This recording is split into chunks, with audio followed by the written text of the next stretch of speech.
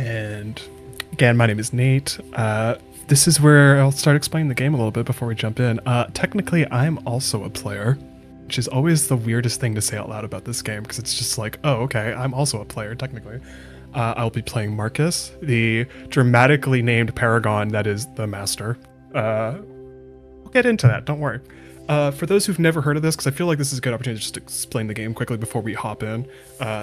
Playing Die RPG, which, great art. It's based off a comic book series written by Karen Gillan, which I know sounds like Karen Gillan, the actress, but it's Kieran Gillan, with art by Stephanie Hahn. It is just, if you've never read it, I'm with James. I might have reread it last week just because I needed a refresher. It's amazing. Highly recommend it. It's very much, think of this as a giant meta commentary on games, or as the book loves to describe itself, basically this is Goth Jumanji. And everyone, as we will learn, they all have unique paragons that we'll get into as we now dive into the game. Our story starts at a convention, because of course it starts at a convention. Like all good games should, you get a chance to play with people at a convention and roll some dice. Specifically, I'll say we are at New York Comic Con, though it doesn't really matter. You don't need to know the layout of the building. It's all good. The thing, though, that brings all of us together is all of us have met through a particular fandom that we decided upon, was clearly evident from some of the costuming going on. Lord of the Rings. The wonderfulness, the genius that is Lord of the Rings. We all met through, or have met through, a Discord community, which again, game's gonna get meta. We all have kind of particular sort of roles we followed into in this Discord community, I'll say, which we can get into as we play. For now, though, we're all at New York Comic Con. I, as the moderator of this Discord, kind of convinced the group of us to, hey, you know, we've been playing sort of a Middle-earth tabletop game online for a while. Why not try playing it in person? So I have a game room rented out at one of the nearby, like, I guess hotels, I would probably say, because I've kind of figured the convention center itself maybe doesn't have a game room. I have not been to New York Comic Con. I look forward to someone telling me otherwise. But I'm pretty much in that room just waiting for all of you to show up, whoever decides to walk in first.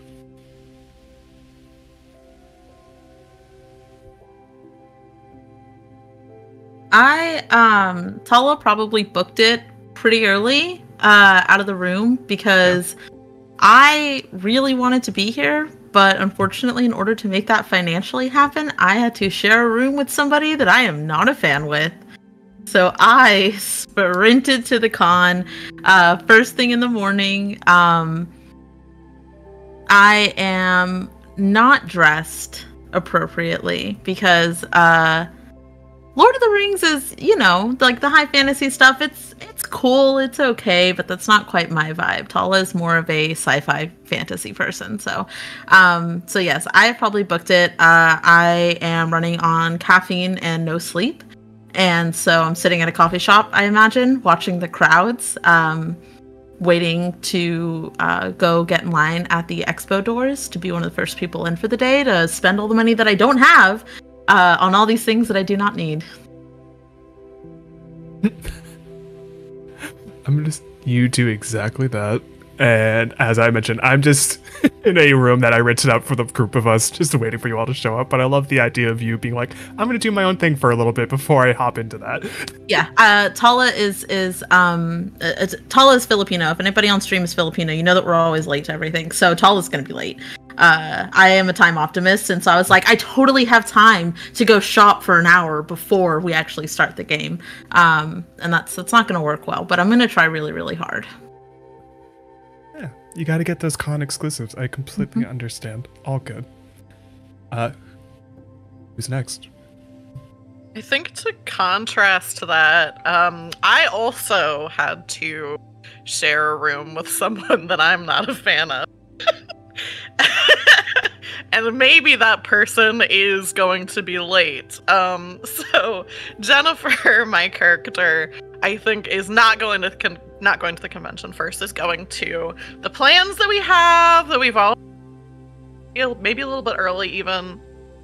Jennifer is like in her early 50s, has kind of like a mom haircut. It's like a little bit short. It's not like super unfashionable, but it's not super fashionable either. She's very the vibe that she has is what happens to like a lot of women as you get like a little bit older, is kind of people just like see right through her. Like, you know, you might see her like at the grocery store and not even remember that you ever saw her. She's very average looking. But she is wearing like, she's not wearing like a whole getup. Like she doesn't have like a Renaissance fair like outfit or like Lord of the Rings looking outfit, but she does have like, I'm wearing these like kind of fake elf ears. And is coming in to play this TTRPG with everybody. And I see you walk in, and I just give you a big, large greeting, like, "Hi, glad you found the room. It's hopefully wasn't too difficult to find." Oh, come here! Don't be a stranger. And I come and like just give you a big hug. And I give you one right back immediately. It's like, oh yes, it's great to like again, like obviously meet in person. It's awesome. Who comes in right after? I think safe to say Damien does. Yeah.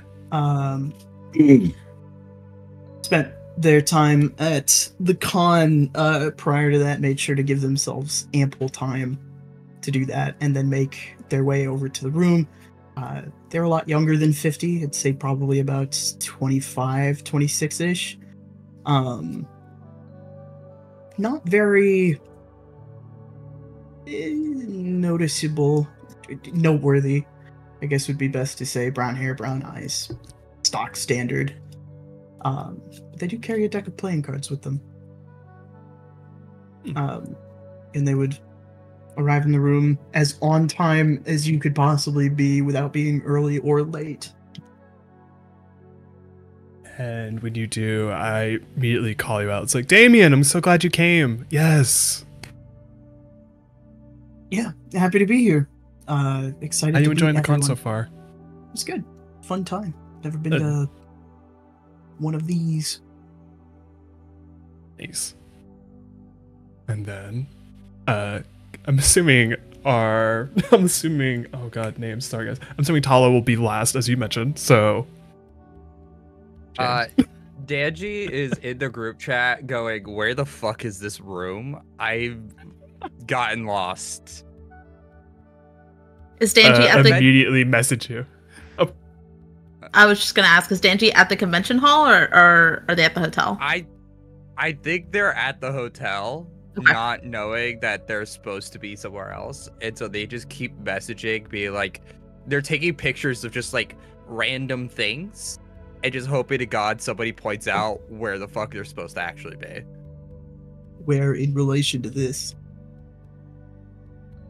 I'm just like, here's a plant I found. Like, does this look familiar? And I somehow know where that plant is. I'm like, no, you need to go down that hallway, take a left, then take a right, and then you're right there. I eventually make it as I walk in. I just go, listen, a wizard is never late, nor are they early. They arrive precisely when they mean to. And that is me right now. I straight up meant to be here at this exact time. Totally. When you say that, I just clap. It's like, here. And then I look at the three of you and I'm like, anyone know where Tala is? I think that's probably exactly when Tala bursts through the door, 3 coffee cups stacked up, tosses the first one in the trash, but the other 2 are still full to keep going for the day. Like full backpack gear, just like holding probably, I imagine, like a bunch of posters and art and like at least one figurine, just like all of the random shit that you pick up when you're at a con.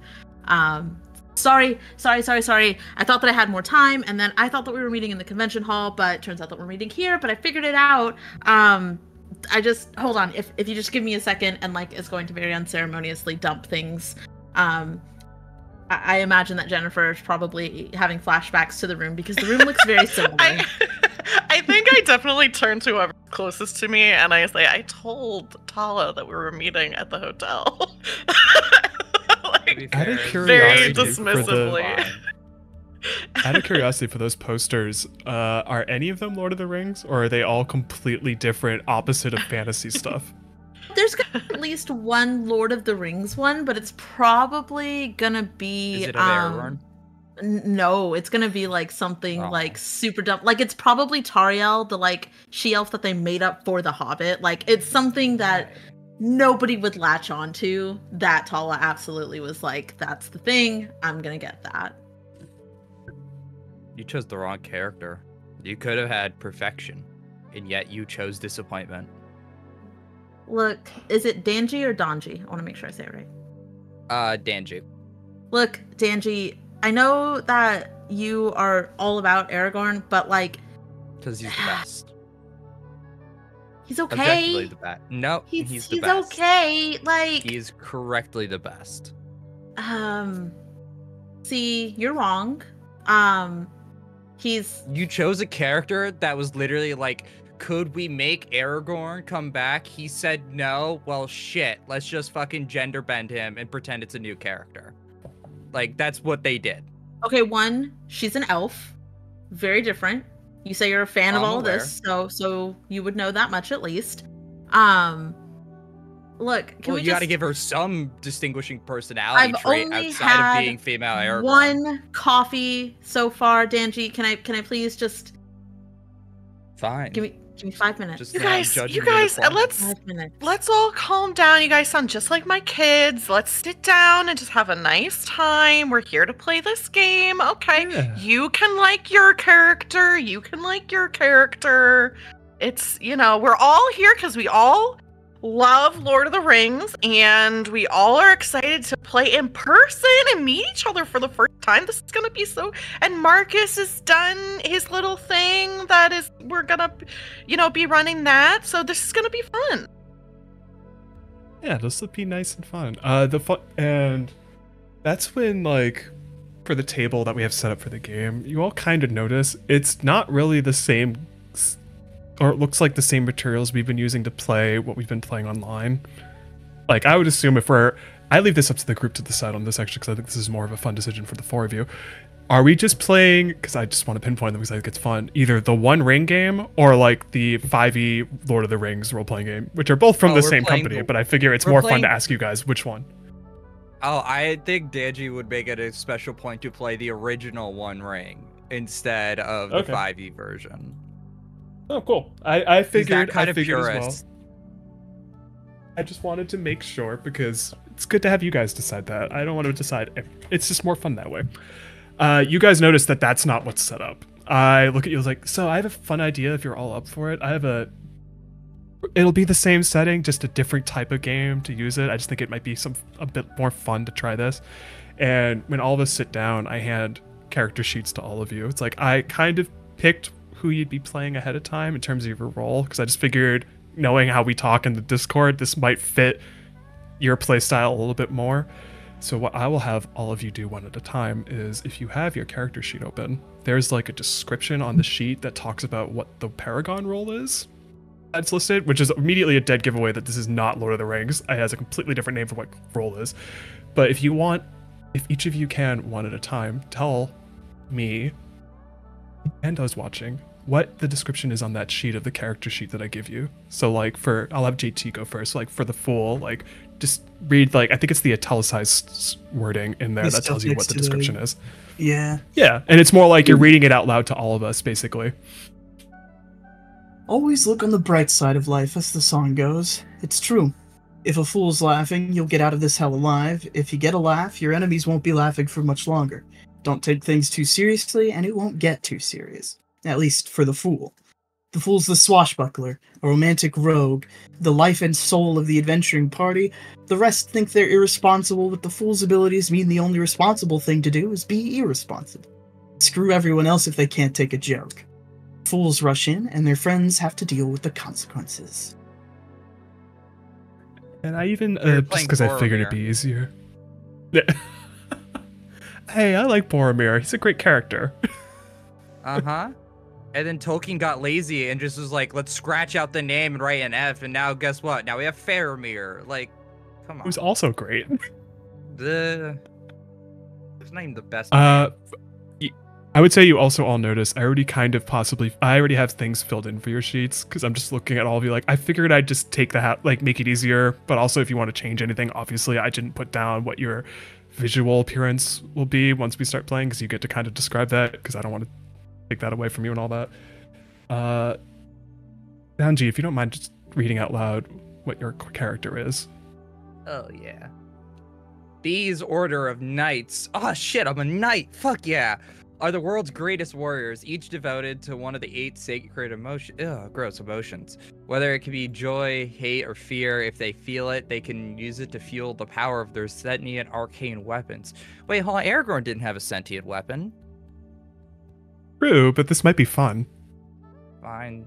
There better be a ranger class that I can multi-class into. When consumed by their sacred sensation, they are incomparable warriors, capable of miraculous feats. Nothing can stand against their blades, armies, mountains, not even ideas. They can defeat anything, except the passion which drives them. All right, now I'm in. I can defeat anything. And Aragorn can literally defeat anything. That's pretty fucking cool. And when it says sentient, it literally means that like it's gonna have either to talk? can talk to you, it can talk to everyone else if you want. It's entirely so up it's to like you the once One we start Ring playing. thing. Like it could speak black speech. Yeah, it's kind of like that, but also it can, if you want it to be exactly like the emotion you pick, it can do that. If you want it to be the polar opposite, it can also do that. It's entirely up to how you want it to be. All right, Figure you'd have fun with that. I figured you'd have fun with that. But also you can live your Aragorn fantasy. So that's awesome. Hell yeah. Let's say next is Tala. Tell us about yours. Is a little, you'll find out. It maybe's not 100% fantasy, but also you could have fun with it. Okay. I mean, the drawing has somebody with a gun, which is or a sword, maybe. I don't know. There's like a spaceship in the background, so I'm okay yeah. with it. Adventurers love gold. With their propensity for taking anything that isn't nailed down makes them With their propensity for taking anything that isn't nailed down makes them all thieves, which makes the classical fantasy prejudice against rogues a little odd. They're all at it. Why do rogues get the glances? But anyone who's ever met one knows why people are suspicious about the Neo. There's a special kind of gold, and the Neo's magical technology. We have magical technology in this game, Marcus. Oh yeah. This is fucking cool. Yeah. Their magical technology needs to be activated by this special kind of gold every day. If they can't find enough, then all their gifts mean nothing. They can't skip between shadows, dance through the sky, or punch a hole through a fallen's head from half a mile away. Adventurers all want gold, but no one needs it, like in Neo. Basically, very cool, roguey, sneaky type. And also I didn't fill this out because I kind of wanted you to pick it because I just figured that's more fun. You have like a list of gifts that you can get. Like pick one, pick a mod with it. I'm getting a gun. And then the gold, yeah. Oh, okay. I gotta get a gun. We'll say I've always wanted a gun when we played this game. Like swords are cool, but like it's just not realistic. They're a lot faster. It's just, I'm getting a gun. We'll say, We're because it's ranged combat, you're fine. Yeah, well, I mean, it could be like a crossbow. I mean, it depends on how you describe it once we get into it. That's totally fine. I'm cool with it. Okay. And then finally, Jennifer. Yours is the one that definitely we'll talk about for a second. Yeah, I think we need to talk about that whole gun thing a little bit more. And this does not seem like what I was thinking. But Marcus, you know what? I trust that you know what you're doing. So okay, I'll go ahead and read. You read a sad story. You cry. Do you think that's sinister? As if someone has artificially taken over your emotions? Of course not. That's just what art is. Marcus, because of my writing, you let me pick. Oh, this is... Okay, I think I'm back on board. Anyone who's ever met a dictator would disagree. By performing, they alter other people's emotional states. Dictators play people like a musician plays a harp. They can pluck the strings. They can snap them. They're like bards. If everyone... Well, I'm not going to say that word, but if everyone was petrified of bards. Oh, this is kind of... I wouldn't do any of that to any of you guys. Oh, yeah. And I've, especially as you said with your writing, I figured like this fit you. Like you could have fun stringing words together and just seeing what happens. And then I I'm also a player in this, which is kind of strange, but I will try to be more hands-off on that approach. I'm just going to kind of stay in the background for this one as much as possible. After I say that, you all notice there are specific dice in front of you, and I point out for each of you, like, also to make this more unique, you all get a specific die, and that's the main one you're using. So what I point out for Jennifer is you have a D4 in front of you. Angie, you have a D8. Hell yeah. Damien, you have a D6, which for the D6 specifically, and I will call this out in a second, it looks like the most plain, ordinary, unspecial die possible. Like, think like Monopoly die. It just looks like that. All the other ones kind of look a little fancier. That one, though, is just, it just looks normal and plain. And then for Tala, you have the D10. And I look at all of these like, okay, so everyone pick up your die. And I even pick up mine. I have a D20 with mine. Like, for Tala, Danji, and Jennifer, I actually have written things in this I have to say, so this is fun as hell. This is your die. This die is special. It is unique. Use it well. And I look at each of you one time and I say, Dictator, Emotion Knight, Neo. And then I look at Damien like, pick up your D6. This is your die. I apologize because the way the book reads it seems a little harsh, but this is how it's read. This is your die. It is like every other die out there. There is nothing special about this die. Have fun, Good. fool. Sorry, I didn't write that. Because I feel like you will have fun. Just that's a little mean, and I apologize for that. And I say one at a time we'll do this. So like everyone hold it up, and on the count of 3 we will drop them. And then we'll start the game.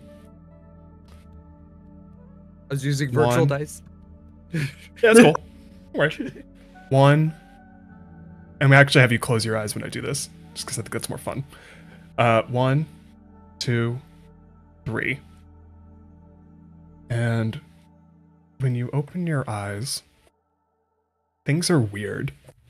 And I don't know how to explain it in a better way than that. It's just something about the room isn't right anymore. Like, imagine the room you had entered. It's like that normal sort of like hotel room, basically. Right now, though, when you look at the walls, it's kind of like this almost fuzzy image that's really hard to look at. And that's when you also notice the table that we were sitting at, it's not there anymore. You're not sitting in a chair anymore. You're all standing. And we all kind of just look around the room because it's got like this, I guess the best way to describe it is like, you know, if you have a TV on and you've got like a static image or just like almost a white noise image, it's that type of thing where you try to look at it and it's just everywhere you look, it's like, why is my vision kind of doing this to me right now? The only thing that's clearly in focus is the 5 of us and the extreme weirdness that is all of our dice are floating at eye level now and they're slightly glowing. And I just look at the 4 of you like, oh my god, it worked. And I don't even think about it. I just grab the D20 and I have, this is where it'll be fun for the 4 of you. Think of it like magical girl transformation is the best way to describe it. I no longer look like myself. I look like a much younger, minus the beard, sort of dressed as Gandalf. And I just look at you all like, I will see you in a bit. I'm going to check and make sure everything's good. But don't forget to brace the gate. That's all I'm going to say. And then I'm out of the room. And the 4 of you are now just standing there with dice at eye level. And you're in a room that just is like this staticky image that's not making a lot of sense. And I just up and vanished. And I look completely different now.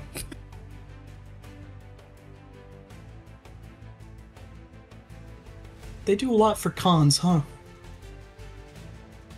Did you slip something in the dice? I don't think he's gonna answer you. I'm gonna pick this Here. up.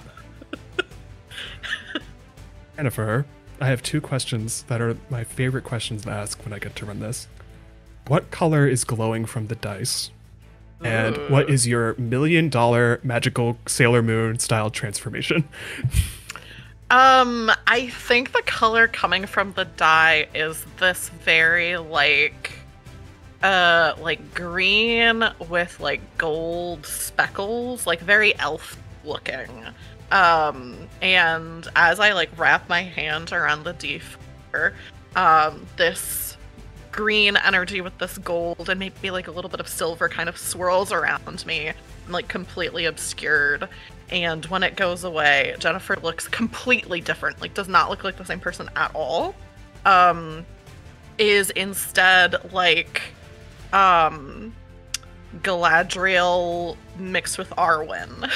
Like looks like just like this tall, beautiful elf, like much younger, this long, flowing dark hair, exquisite clothing, just like probably one of the most beautiful people that like you would see in your life because she's an elf now.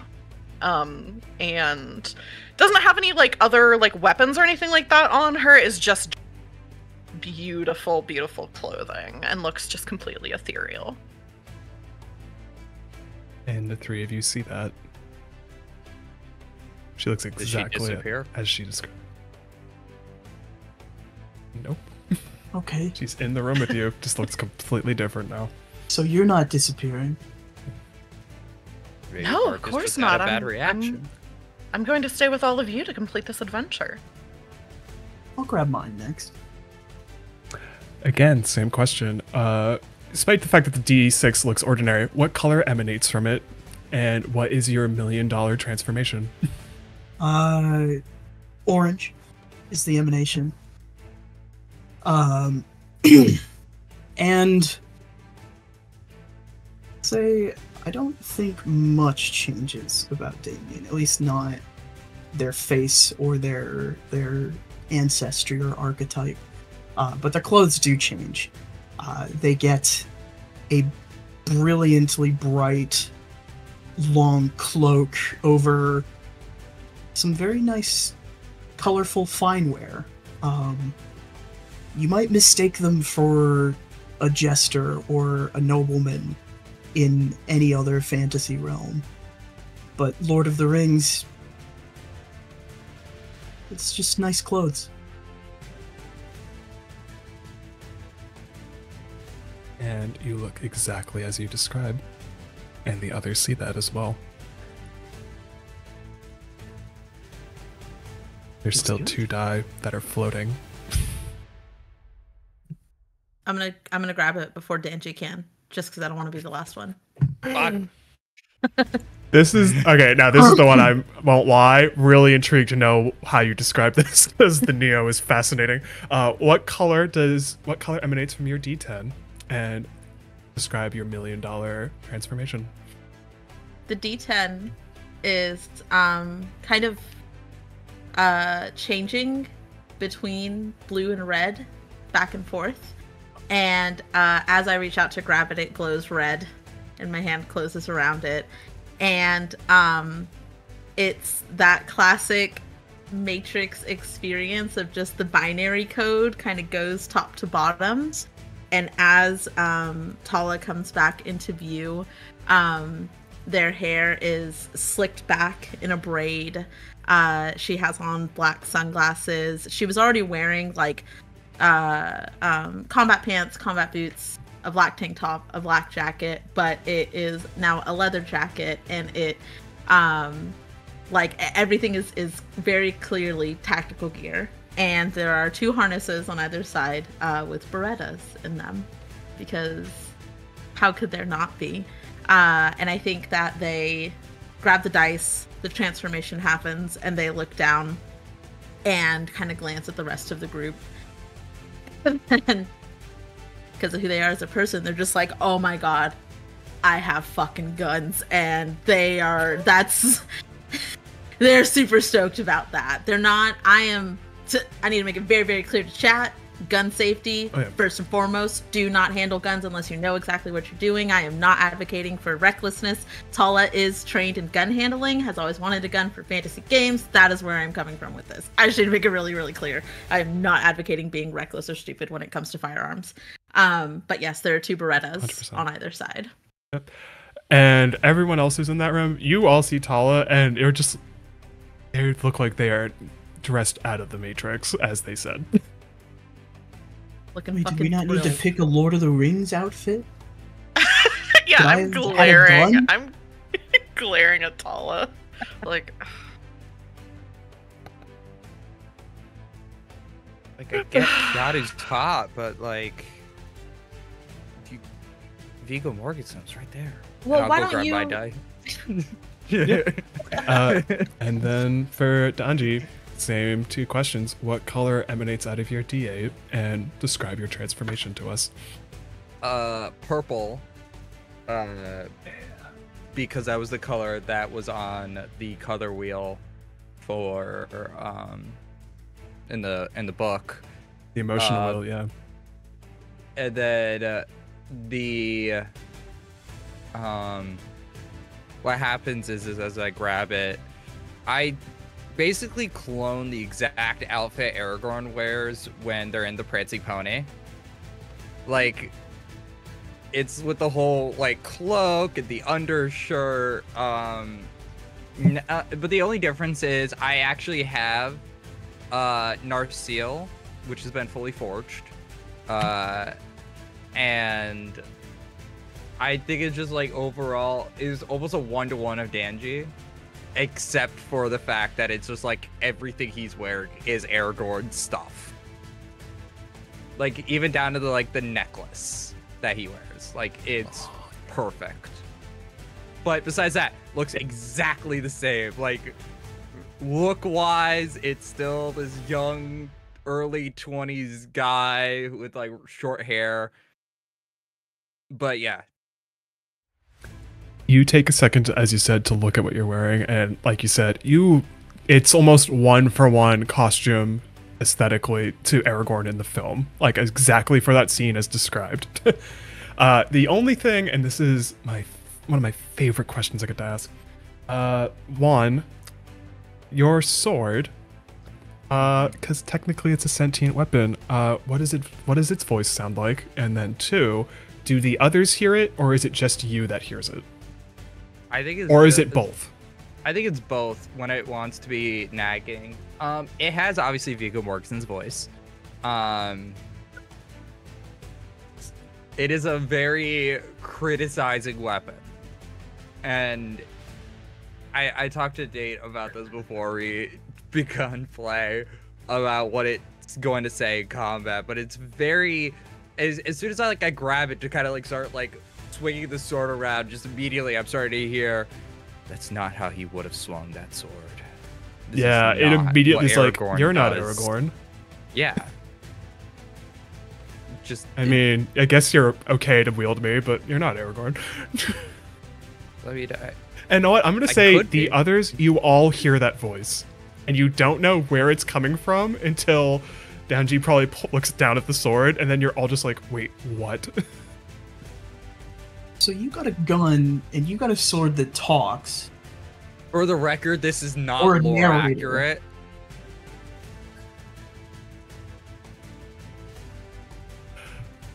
And to make it not more lore accurate for Tala, because you're a Neo, this is where you have a very weird thing happen that the others don't hear. Because technically on the character sheet, the Neo, this is where this game gets weird, guys. The Neo has an AI built in to their character, and you just hear this very Siri-like voice in your head saying enemies detected. And you look forward and imagine just that scene in Fellowship where they're in the Mines of Moria. They're in that point that I forgot the name of it, and I'm a bad fan. They're in where they find, I think it's Balin's tomb, and then you just see the orcs come in. It's like that. It's like there's 4 of them that are just, they look exactly like they popped out of the movie, and they are rushing towards the 4 of you, which all of you now notice. And this is where I get to ask, what is everyone's dex number? And whoever has the highest dex, you get to go first in combat, because this is an immediate combat thing. I would assume it's probably the Neo. 4. Oh yeah. Oh, actually, that's great. This works out well. So Neo with your Berettas. This is also because you picked gun. This is where you have a weird moment where you probably try to take it out because you're like, I don't know what the hell that is, but pop, and you realize they aren't, one of them's not working, because I'm going to assume one of them is the gift and maybe one of them is the just a regular Beretta, because I feel like depending on how you picked it, yeah, the one that's not the regular one, you try to do something with it and your AI goes no fair gold detected and it won't work at all. So you have a regular one you can attack with. This is the special one is not working for some reason at the moment. Sort of pat Danji, and I'm like, this is literally why everybody should have a gun. And I point to the enemies and I pull them out and I try to shoot the one that doesn't work. And it is like one of those record scratch moments of just like, oh, fuck. I don't actually know what I'm doing. I immediately go in, try to check it, try to see if it's loaded. I imagine that there's probably readings that are coming up that this voice is talking to me that I'm just like, okay, and the thing is, one. when you do check it, and when you check it, it's loaded. It's just like your AI thing again in the most Siri-like voice. It's like, no fair gold detected. I'm going to holster that gun. I'll pull the other Beretta out, and as I am firing, I'm yelling at the rest of the group, is there anything in Lord of the Rings about fair gold? And I will take a shot at one of these enemies. Roll all of your decks, which for 4, that's a lot. And the way this works, for those who are watching, because I want to explain, think of it kind of like Pathfinder stats or D&D stats. Everyone has a strength, dexterity, constitution, wisdom, intelligence, charisma stat. They all have a number associated with that. The number will then tell them how many d6 to roll, and it's all about successes. So if each individual die over 4+ counts as a success. And I will go from there once we start playing, because I'll explain things a little bit better as we get into it. But like, yeah, roll all those literally 4d6, which is amazing. And then any that are 4+, let me know how many you have over 4+. 3. I have a 4, 5, 6. 3. Tell me how you just destroy one of them. Because 3 is a lot more than I thought. And I love that. Tala's a little punk ass and is very, very frustrating to deal with and to be around. But has actually taken has their CHL, is licensed, and so seems a lot more comfortable than one would expect.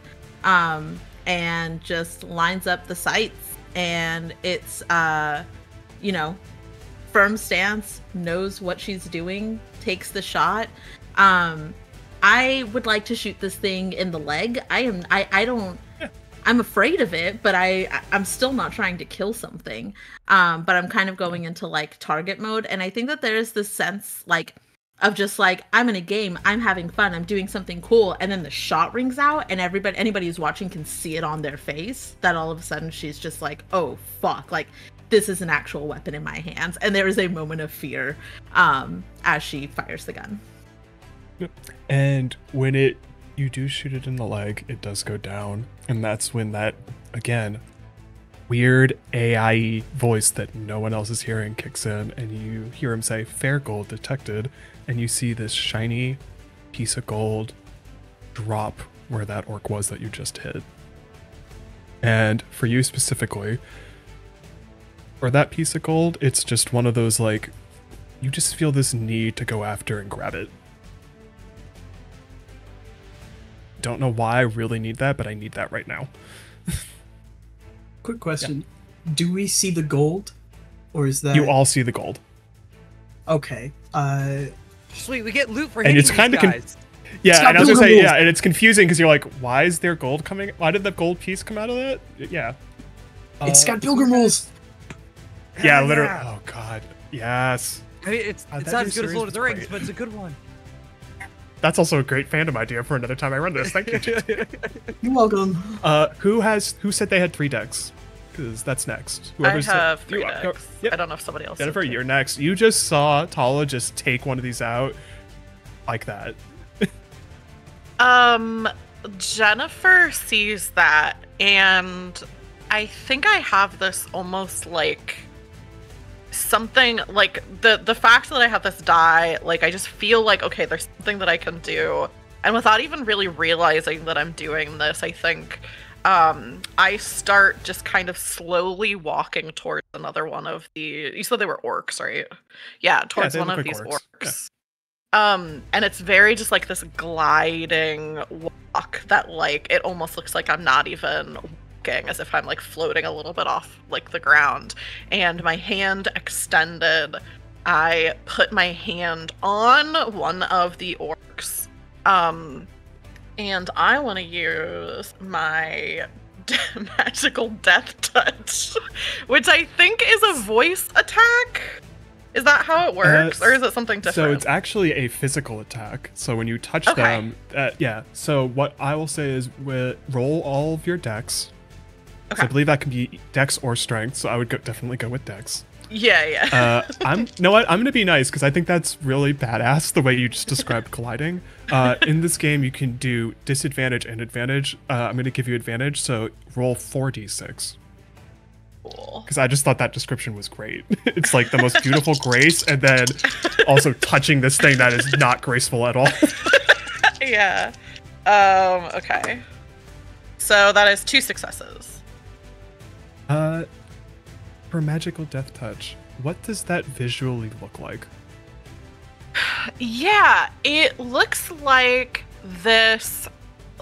I'm imagining like my hair kind of like goes up a little bit, like almost like Studio Ghibli, like when magic is happening, like my hair just kind of lifts up a little bit. There's this glow, my eyes are glowing a little bit, and this like glowing energy around my hand as I put my hand to this thing's like forehead. And when you do that, it just it's out of the picture. It doesn't just fall down, like it's completely like it just disappears. Like it's just out of the scene entirely. And then if I remember correctly, our Fool and Emotion Knight both have decks of 2, so who wants to go first? I'll let the Fool go first. Okay. Yeah. Sure. I think Damien pats themselves down because they don't have a weapon. Before a playing card falls out of one of their sleeves. And they go, oh, this'll do. And they're going to dash into the fray and just huck a throwing like card. Gambit from X-Men. Like Gambit from X-Men. I took concealed throwing weapons for one of their equipment and throwing cards. Right. You know what? Just because that is awesome and cool, I'm going to let you add a d6. So roll 3d6 for your dex. Because that's amazing, and I did not think that would be what was going to happen, but that's awesome. I love that so much. It's a 6, a 4, and a 3. So 2 Oh, and add your successes. Fool's die. Oh, and my Fool's die. Yep. Okay, a 6, a 4, a 5, and a 3. Straight down. Did it land on the circle at all on your Fool's die? One of the dice was a 4. We could call that my Fool's die. You know what? You know what? Let's do that for now. That's a cool idea. So for your role specifically, you have an extra d6 that is the Fool's dice, as mentioned. If you draw circles on the die, which I have it down as on a piece of paper, what number, and we had it at 4. So describe to me how you take this out in an extremely awesome, lucky way, or however you choose to describe it. It is more over the top and awesome than anyone else would probably have done that. It's extremely flashy is the best way to put it. Oh, you're muted. Sorry. Whoops. Oh, you're good. Damien's sort of starting to attempt to feel out the rules of this world because one of their friends just killed a man with a touch. And so it's like, okay, I'm a fool. Big flashy smile, and is going to dash in, slide under this guy's legs, and just toss a card up, sort of under chin style, before rolling back out in front to grab the card. And when you grab the card, that's when it falls to the floor. And then also, like Jennifer's enemy just disappears entirely. Same with, for the record, for Neo, after you shoot it and the gold comes out, it disappears, which then leaves for Danji. There's one left.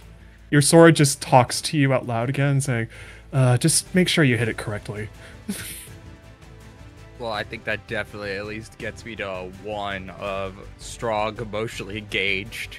Yeah, means which also I was going to enter- ask, where do you feel like your emotional level's at right now? Like, are you like a Maybe one, between two? 1 or 2. I don't think it's like Okay. overwhelming, or I think it's. I'm gonna say 1 for just now, and I think as Okay. the session will go on, as I start hitting like, loathing, disgust, boredom, like all those like, emotions, I'm gonna start with 1.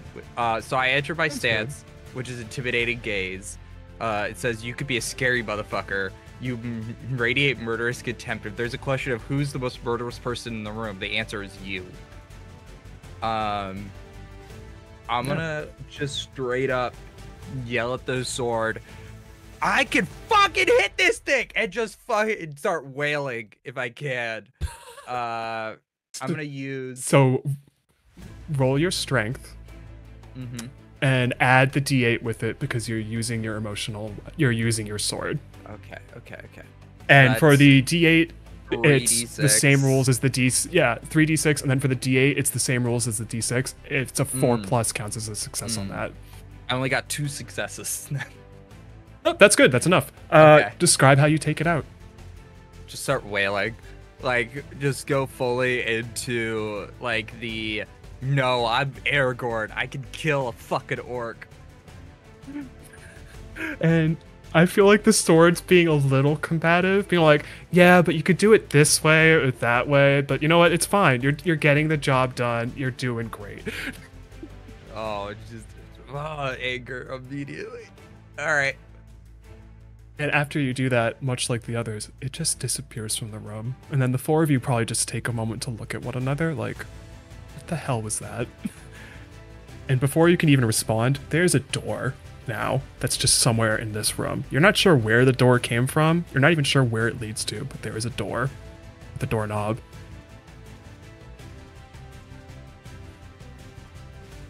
I think Tala is still has the gun in both hands, but it's kind of limp. And she's naturally like finger off the trigger. Safety is back on, like has gone through all of the motions, but is like kind of just staring at nothing. And then glances back at the rest. What the fuck is going on? It's a nice immersive experience. You are oddly too positive about this. Yeah. We were given roles to play. I believe Marcus has given us the ability to live out our dreams, it seems.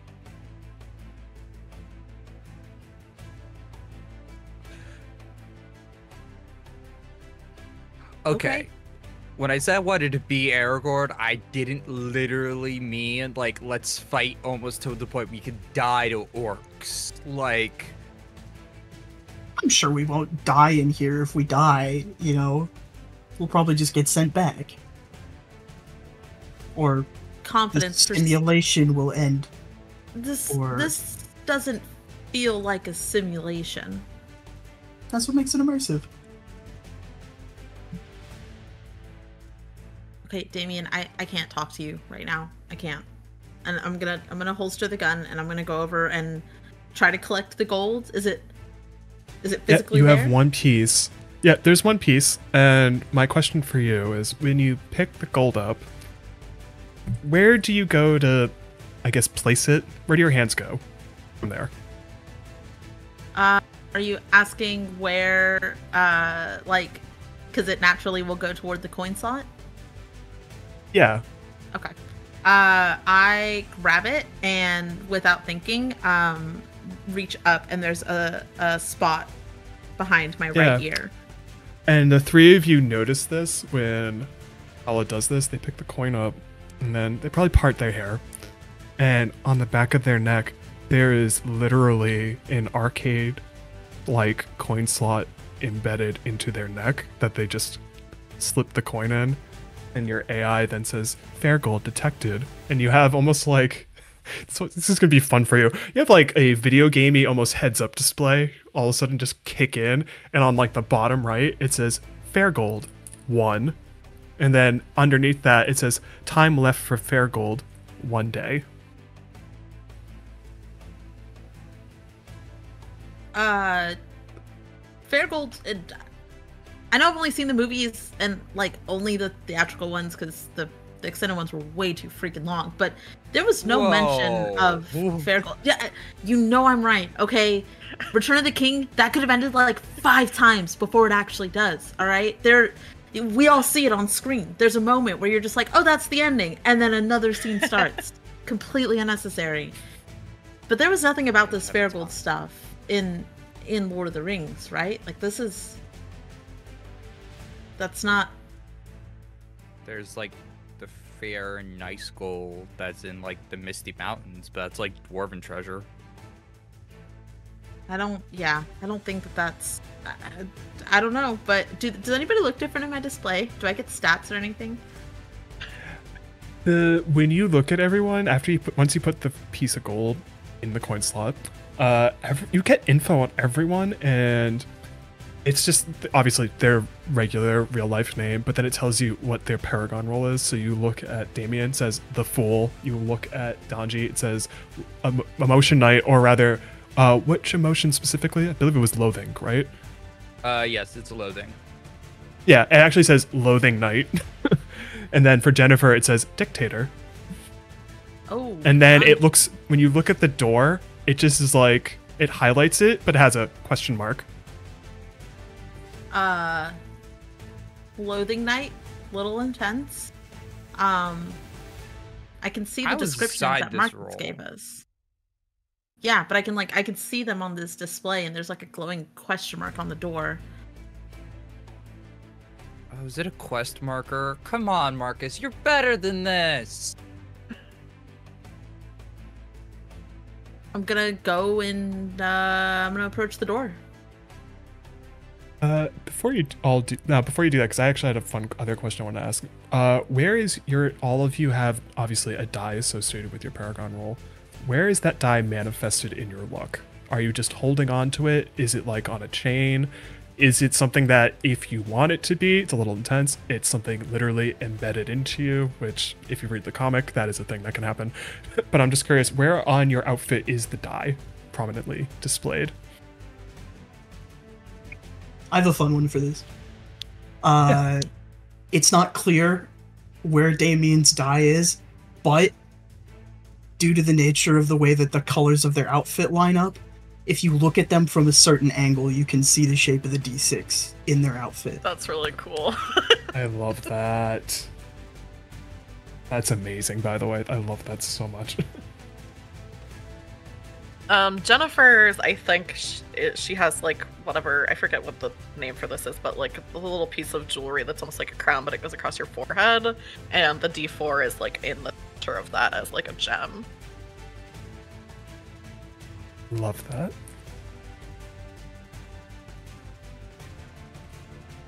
I think my die is within the cross guard of Narsil. So every time I have to like block a blade with it, I have to be reminded of its existence.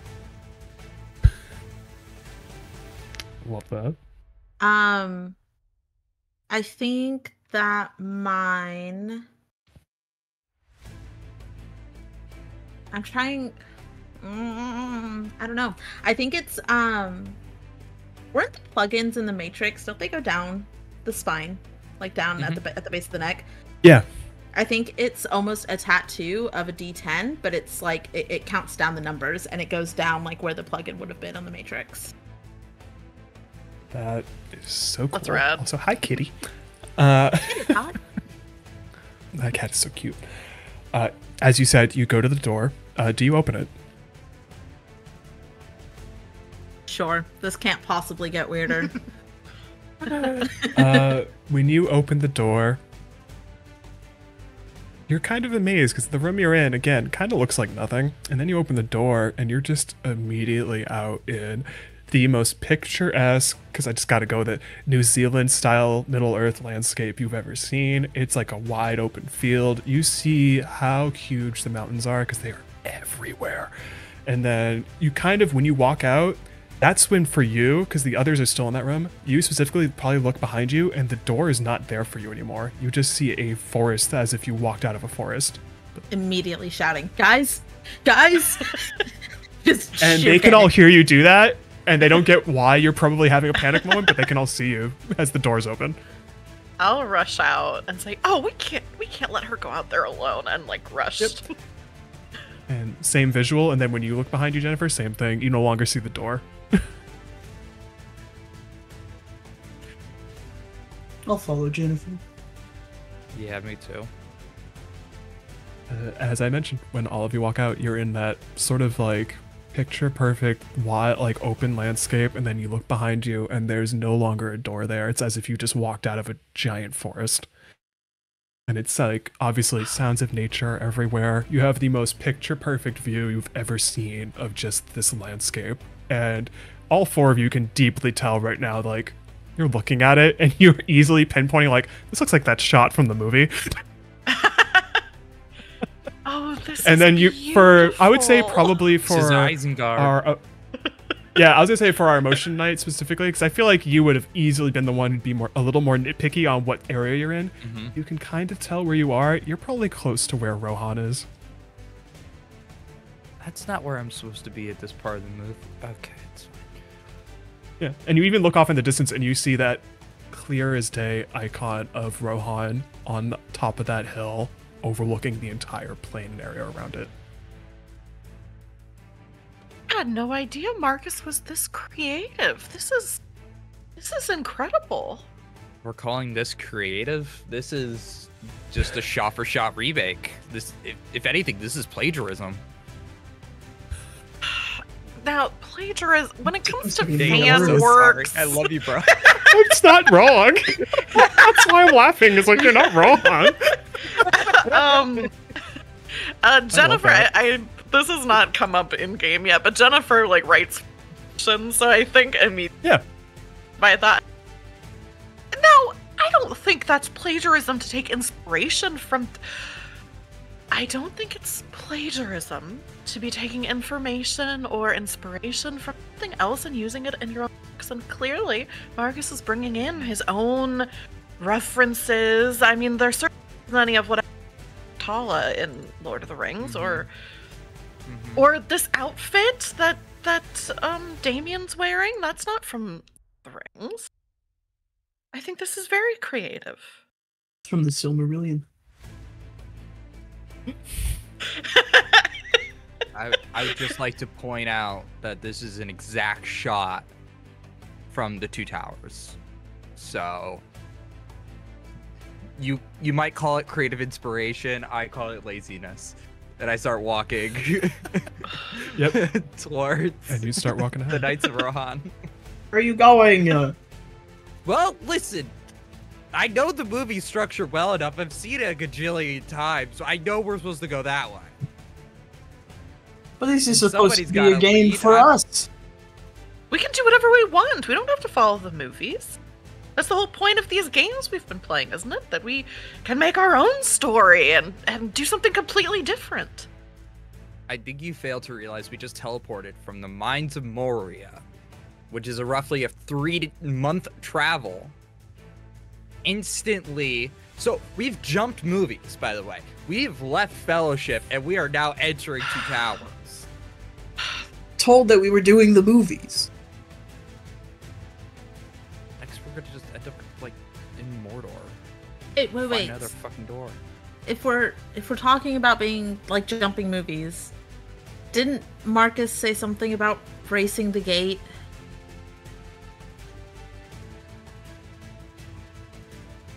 Yeah, what does that mean? When you say that, that's when you notice for where Rohan is, you can just see it's all these people are leaving that area. So, yes, in terms of brace the gate, what that means, you immediately pinpoint, oh, that. You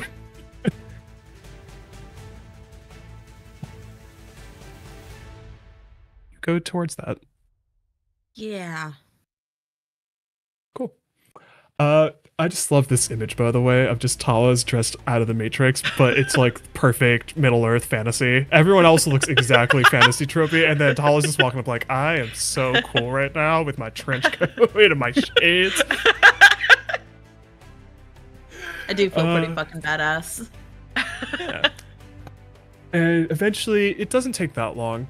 You eventually get up to it, and immediately for Danji, you, like you said, like, this is clear as day, Two Towers stuff going on, because Rohan's exiting, and you know where they're going. You know the exact keep that they're going to. You all do now. What's interesting is you look at all the people, and you don't really see, like, Aragorn or Legolas yet, or any of them. You're just kind of taking this all in. You kind of, no one questions your appearance when you all just join up. And especially for Tala, no one questions it. You're very much like, no one thinks it's weird at all that you look like you're out of a completely different property. It's just like, nope, you're all just people following us, trying to get to safety, basically, or just, you know, try to literally weather this storm that's about to hit. My fun thing is for fanfiction stuff, because I thought about this too and I wanted to ask. In terms of fanfiction you wrote, what was the main thing what's your favorite piece of fanfiction you wrote that you were most proud of? Yeah, Jennifer, I think mostly writes, or at least is most known for writing stuff that's not really, different from Lord of the Rings. It's not like she's, like, taking and being like, but, like, this other thing happened.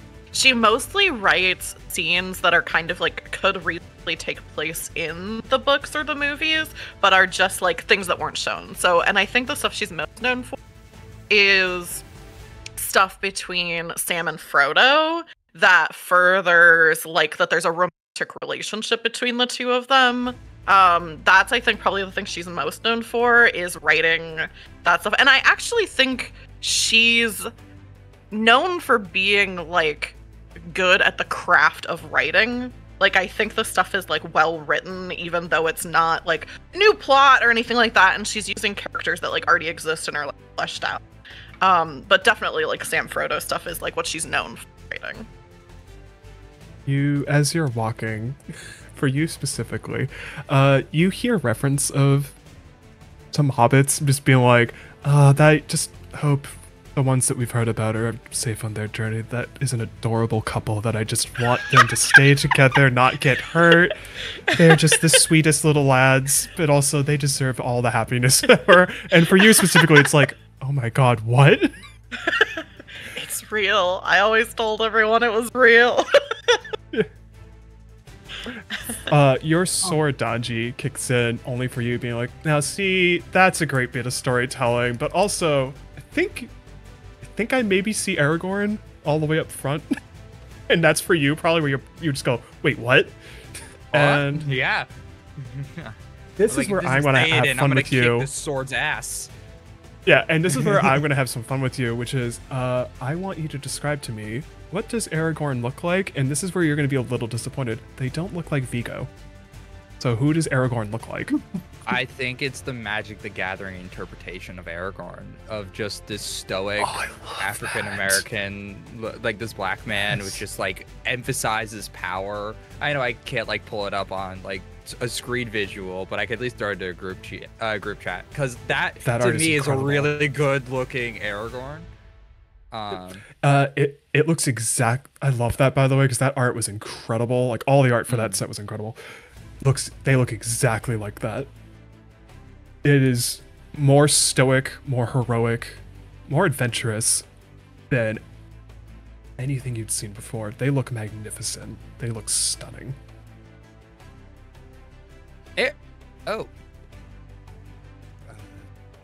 Definitely took an artistic interpretation of the character. And your sword just, again, talks to you, saying like, now that's the one who should be totally holding this sword right now. Whoa, all right there. Calm down, buddy. I mean, you have potential. We'll see what happens. And then for our Neo, because I just want to, I've been thinking about this for the past 24 hours, I won't lie, and I thought this would be fun. You see, walking next to Aragorn, you would kind of assume, like, not like Olas or Gimli or them, like, you would assume, like, maybe Eowyn's trying to talk to him. Instead, because I want to be cheeky because you said The Matrix, somehow Eowyn is not being played by the same person in the movie. It's now, some reason or other, it's Carrie-Anne Moss. It's full-on Trinity, but, like, fantasy, still dressed like Eowyn, but it's her face. Trinity was probably a little bit of a queer awakening for Tala. So there's definitely That's a good one. physical stumble, Yeah. like, oh shit, my crush is here. What am I gonna do? And Yeah. like tries to hide behind, and would probably just like start hitting whoever is nearby. Do you fucking see? Do you see who that is? Do you see who that is?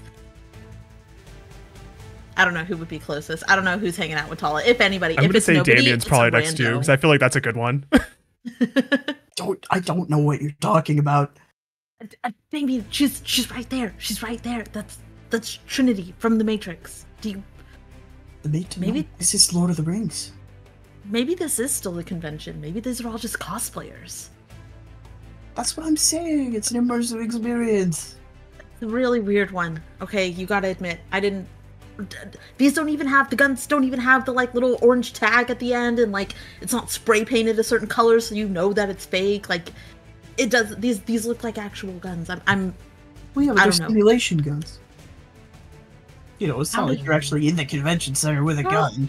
Why are all of you just reasoning that yeah, this is a simulation and we're here for a good time? This is terrifying. Because that has to be what this is. It's if this were real, it would be impossible. How about that? It would be impossible. It would be not good. This is And pretty not good.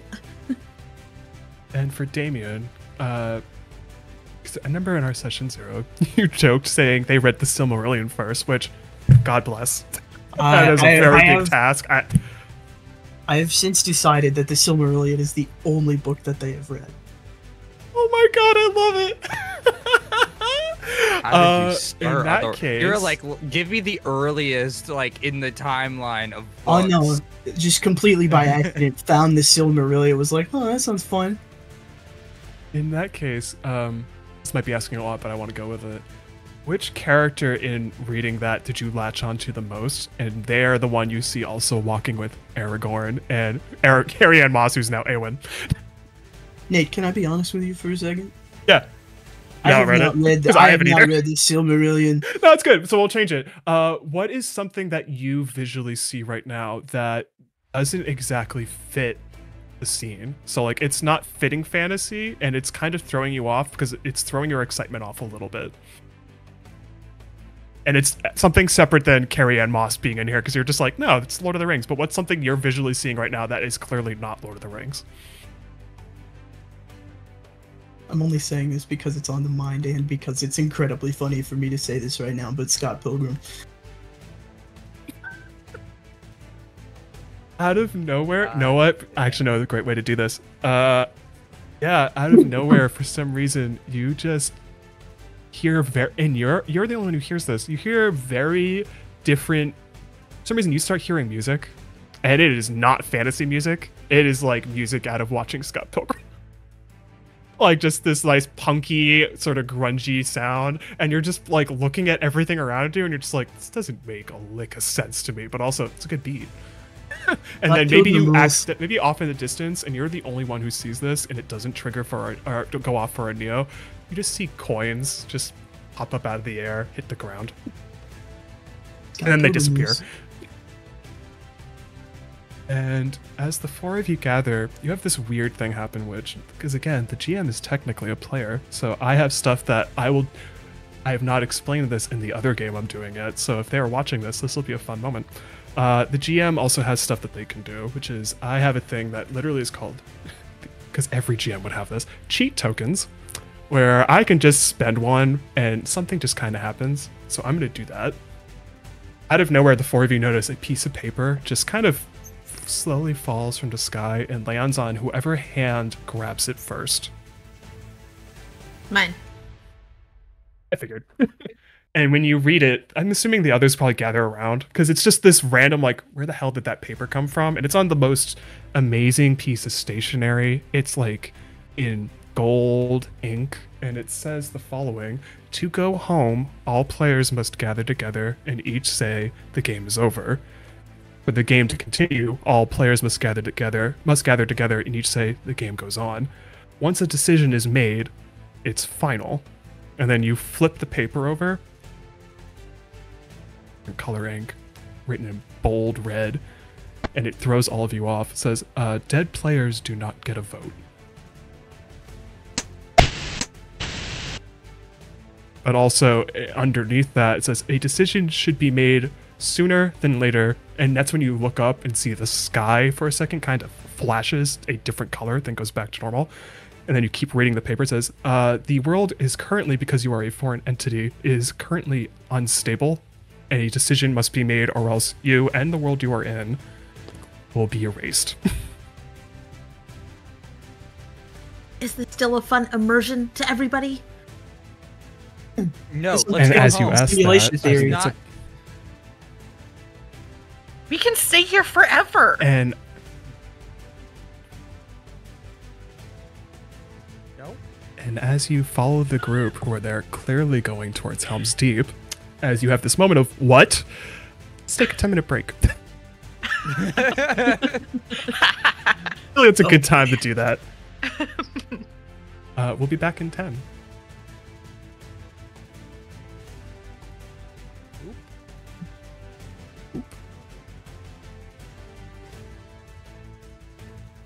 Well, we'll Sometimes keep you have to- entertaining people Yeah. with Aragorn Abe. facts. James Riff. Well, let me I'm pull gonna up keep vamping Alright. till he comes great back facts on. about Aragorn. You have to pull up facts, number James. You're not even a one. real fan. Oh, I have Actually, I- actual ones that I had backups. Did you know when Aragorn kicks the helmet? Don't do that. Stop it. No, come on. The perfect time I do to love cut. that, though. He broke his whittle toe. Okay, I will wait till he hops on. But also, yeah. We'll take a 10-minute. Anyway, Okay, we'll take a cool. 10-minute break. Hey. I got Hoop back. We'll take a 10-minute break. We'll be back in a few. I'm all for more Aragorn facts, though. And we're back. As mentioned, there are captions. some things right now that are just not like the movies. But you follow the group. Fun question, because I feel like this could be fun. Do any of you feel like talking to the main characters, as it were? Because again, you do see Aragorn, you see Eowyn as Carrie-Anne Moss. There's Gimli. It is John Rhys Davies as Gimli. Legolas. Actually, I'm going to say for Legolas, and I'll let Jennifer decide this. Does Legolas look like Orlando Bloom, or do they look like someone else? Ooh. I think they look like someone else, but it's not a celebrity. Okay. I think they look like I think when Jennifer sees them, she recognizes years and years and years ago, she was in talks with like an agent, like a literary agent. And it fell through. And I think that's who Legolas looks like, as her literary agent she had been talking to. And you see exactly that, and it probably makes you stop for a second.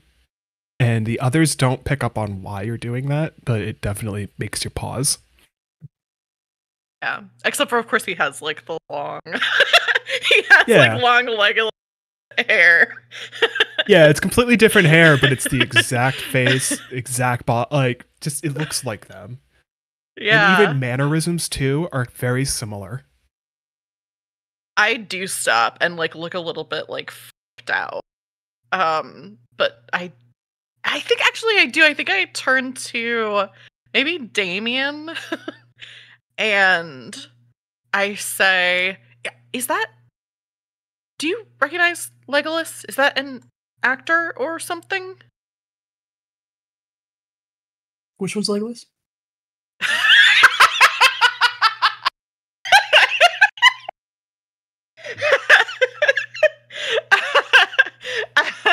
oh, honey. So the much elf respect with right now. the I love long that. hair. elf with the They long all hair. have long over hair. there. What do you mean? Over by. Okay, do you see where Danji's looking? And then Yeah. the guy with the long blonde hair next to where Danji's looking. That's Legolas. Not an actor or anyone? It looks. He looks like somebody that I know in real life. That's weird. Okay, well. Don't know actors. Okay. All right. More of a reader, my personally. demeanor. That's fair. I shouldn't have asked you, Damien. I know that you really just only Yeah, like you the one kind of book. did just pick the worst person in our friend group for this. If Marcus would hear, Marcus would probably know who that is. I mean, Marcus made this place, so I'm sure he does know who that is. Weird. Oh, yeah. Tala, again, you have that note that's just, you probably keep flipping it back and forth and rereading it. And you're maybe the only one at the moment who's like freaking out about it. Are we? Look, I don't want to disappear. I don't want to disappear. I'm afraid. I don't know what this world is. I've never bought in that it's a simulation yet. I think that Danji is on the same page. Are we agreeing to this, or can we go home? What's the plan? Well, it says we need every player. I think we need Marcus. Yeah, Marcus said at the top that he was a player too, and he's just up and disappeared on us. Well, does anybody see Marcus? No. Do we see Marcus anywhere? You don't see him anywhere, and when you even say their name out loud, you don't hear anything as a response. Maybe if we follow through the adventure, Marcus will be at the end. Okay, And then we can all decide together whether we want to stay here or whether we want to go back home. If we follow through with the adventure, we're gonna face an army of 10,000 from Isengard. Yeah, but we win. I feel like we could do that. Yeah, that's. I think you underestimate how many people die in Helm's Deep. None of them. Yeah, but not us big though, people. right? We didn't die at the Battle of Helm's Deep in the book, I'm assuming. So, like, we're probably fine. None of us are in the books. To be And very in this clear. world. Some of you think we're in the books right now. As you say that, you can tell that the large group of people that you're walking with, everyone's kind of taking a moment to like, stop for a second, catch their breath, take a moment to eat something, basically. You can either join someone who's probably having food or whatnot, or you can just scope out all these people just standing around, taking a moment to catch their breath. Or I feel like you could also try talking if you want to. Any of the people you're like, you're that character I love, but you don't look like them right now. But also you look awesome. Or in Jennifer's case, like, why do you look like that literary agent? That's very weird. Whatever you decide. But there's a moment where everyone's just stopping to kind of take a moment to eat something, catch their breath, relax. I'm gonna immediately walk up to Aragorn. Again, I love that you have the two images on your I hope others see that so bad. Oh yeah, no, they it's look- definitely on the screen. James, you know, Yes, that makes me you so know happy. that MTG Aragorn's face is covered by your nameplate, right? Oh, hold On on. let the me on fix the that. overlay. Yeah, hold on. There we go. I'll bring There it we down. go. Okay. All right, Beautiful. cool. They are dressed exactly like that. Like they even have. God, this is where I'm gonna get yelled at later on. I think it's the Gondor tree on the armor, right? If I remember correctly, it's that main, or it's that main Yes. insignia of Gondor. If I remember correctly, yes. Thank Yeah. you. It's been a while. I apologize to anyone who's probably shouting at me right now. They look exactly like that. Their cloak, it's weird. There's no wind, but it's moving as if there is a wind. It's this most beautiful hero shot when you walk up to them. And your sword just, again, talks to you saying, like, that right there, that's exactly what we should be aiming for. I think just listening to the sword, like I try to like mimic it, but I just kick at the wind in my favor. So like the Yeah. cape is just like blowing everywhere, not at all stoic. And the sword just sighs, which makes you wonder, like, how is the sword sighing? I'm taking advice from a fucking sword. As you walk up But to yeah. Aragorn, I'll get back. Yeah. Mhm. Oh, as you do that, I I'm didn't know gonna if you were jump for a second. Oh yeah, it's cool. I'm gonna get back to that. I'm gonna jump for a second. To the rest of the party, do you walk up to anyone? Do you take a second to just sit down? Are you still discussing the note in Tala's hand? I think I'm maybe going around to like other like probably not any of like the like main characters from Lord of the Rings, but just the other people who are kind of traveling with us and doing that like the elf is like tending to the people kind of thing, where I'm just like bending down and like giving people like taking water from one place and bringing it like very beautiful and so like helpful and graceful, just like really leaning in the elf thing. And they all kind of they let you do that. They also give you that very much that look of like, oh, you're an elf. That's interesting because obviously, as it was in the film, elves were not really technically walking with them unless you were Legolas. But like at this point, it's weird how they give you that recognition, but also it's kind of like, oh, that's awesome. Thank you for helping out with us. It's not a bad thing at all. It's more like, oh, you're being so nice. I will also say for you specifically, just so you know, if there's any point you do use the voice, just say that you use the voice because I forgot to say it at the top, just so I can have a distinction on how die rolls will go with that. Yeah, for sure. Yeah. Not using it right now. I feel like that would be like kind of fucked up. The others, you all see that Jennifer's tending to people here and there. For Tala and Damien, do you do anything right now? As everyone's having this kind of interesting moment of either approaching their idols or heroes or helping out those who look like they could use a little bit of hand and aid. Damien stealing food.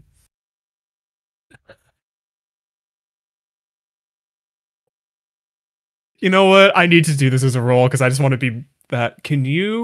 Are you being sneaky dexterous wise with that, or is it more smooth talking someone in order to get the food?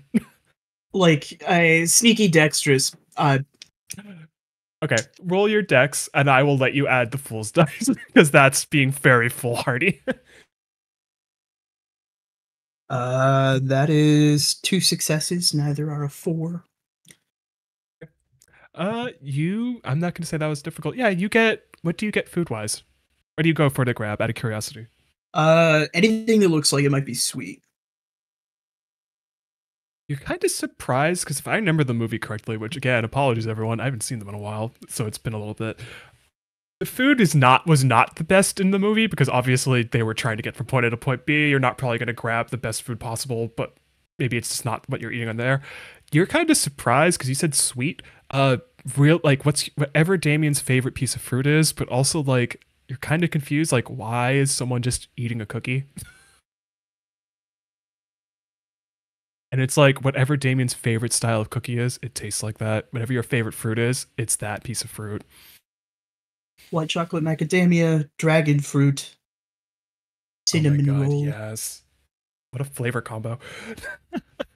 And it's exactly that. And I would say, Tala, you just see that happen. And it's just one of those like, he just stole food. Okay. Yeah, I think I am fiddling because the Neo comes fully equipped.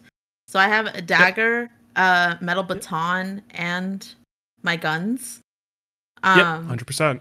And so I'm kind of just fiddling with all of the different things and like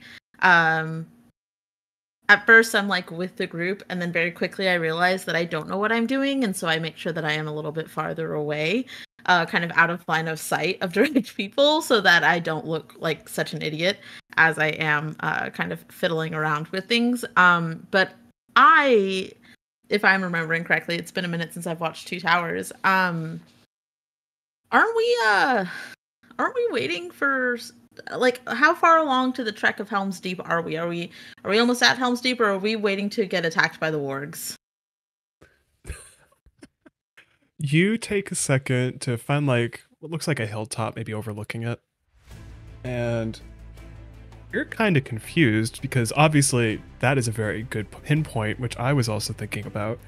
But you're more confused because like you look out and you assume in the back of your mind like, oh, that's what's supposed to happen next because that's exactly how the film did it. Like there's an attack. And yet Helm's Deep is a lot closer than it looks. And you're kind of confused because you're like, wait, there's like an entire scene that's not here. Which then jokingly makes you think about like, well, in the theatrical cut, it didn't really have that scene. I forgot that Tala wouldn't know about the Warwick scene. Yeah.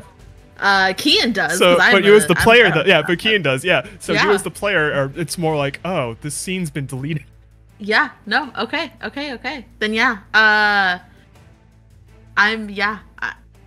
guess I'm just kind of like gauging. I'm not trying to talk to anybody. I'm still freaking out. I'm still looking at this note. Like I'm kind of going into the time travel sci-fi rules of if I engage and I interact, it will change a timeline and everything's gonna get fucked up. So I'm keeping to myself, thinking that that's the best way to keep myself safe. It's that don't cause a paradox. Paradoxes are bad. That can lead to really bad things. Jumping back to Yanji, you walk up to Aragorn and describe to me how much. I know you said this on top, but I want you to reiterate. How much is Aragorn your favorite? Like, why are they your best favorite character? I would just say, in the Legend Zero notes, it was because of Viggo Mortensen's level of dedication to the role, but clearly this is not him. I think it's just because he just represents what I want to be. Just this extremely confident, like, brave person, man who's just not afraid to be himself, not afraid to be vulnerable, and to be open. Like, he reads Elvish poetry in his free time while, like, is all about, like, brotherhood and, like, being there for everybody. He's not sexist. Like, he actively encourages women to, like, fight and protect themselves. Like, he helps out so many people. Just is like, I wish I could be that, like, in a sense of just like, this is what positive masculinity looks like in a person. The role. When you walk up to them, you notice the book on their side is 100% that Elvish poetry, because yes, that's awesome. And I actually forgot about that, so thank you for reminding me of that. I completely forgot. Oh, don't worry, about I did studying before the session. No, I'm glad. Thank you. You're helping me. And when you do walk up to them, they lock eyes with you. Give you a very subtle head nod. Notice the sword especially. And they actually walk up to you. It's like, oh, good to know we have another fighter on hand. Yeah, something like that. You're Aragorn, like. He just smiles. It's like, yes. That's so cool. Yes, I am. What's your name, might I ask? Dodgy. Dodgy. If your hand's out at all or not, like, he probably either shakes it or puts his hand on your shoulder, like, at ease, soldier. It's okay. Just breathe. And really again, it's now it's that moment of like he's touching your shoulder with his hand. So now you're probably having that more moment of like. And to make this funny, the sword, yeah, and then you could hear the sword because the sword is so annoying. It's just like having that sort of like it's swooning moment. So the sword's in response with you, like, yep, I get it. I'm with you right there. I'm glad the sword and I are finally on the same level. Yeah. And Aragorn just looks at you, is like, just be brave, just take it easy. It's gonna be a long night. And just pats your shoulder and then starts walking into like part of the crowd, just kind of finding a spot to sit down, possibly have something to eat quickly.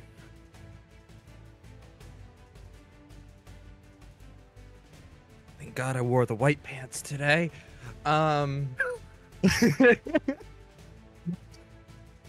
Exactly. Not wearing white pants. I think just Starstruck is just gonna leave him sitting there and be like, oh God, what the fuck comes next in the movie? And you all take a second again. You're doing what you're doing, either helping people out, having that starstruck moment of being like, oh my God, my favorite character just talked to me, but also put their hand on my shoulder, or kind of just trying to figure out where the hell we are in the movie or why certain things aren't happening. Or in the case of our fool, I imagine, who has admitted now, has not really read Lord of the Rings, just read the Silmarillion, is just wide-eyed and happy about everything I imagine happening in front of you and just going along with it. The food is so immersive here. Yeah, exactly. And it tastes exactly like you picked, like dragon fruit. Oh God, I forgot the chocolate chip cookie, but it's one of my favorite. Macadamian. There we go. Like macadamian. which is such a good choice. Eventually, everyone starts getting up again, and again, it's weird. Helm's Deep is a lot closer than it should be. Like, there is clearly, like, again, as a joke, there is a scene missing from this that is not happening. And as you get closer, it looks exactly like the movie. It is kind of imposing and dreary as you all walk up it. And it's that realization, too, of, like, are we really doing this? Like, is this really about to happen? Like, really? Like, and it's now maybe making you wonder, like, do we want to do this? But you all now have entered that area. Everyone's kind of filing in their own spots. You get to tell me where you go.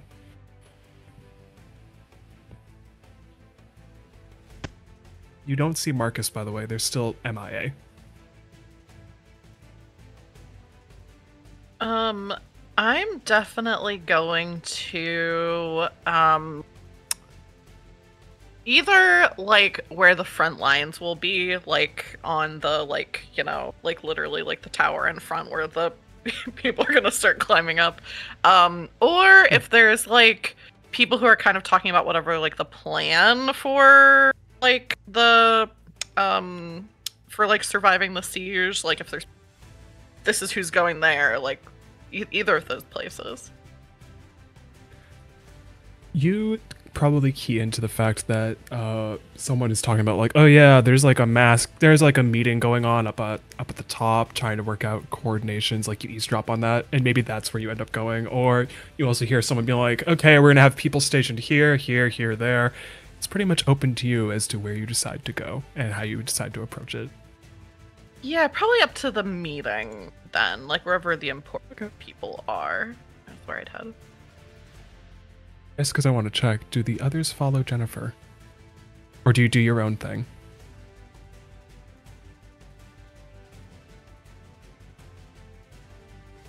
I think that Tala is coming to terms with the fact that they are a coward.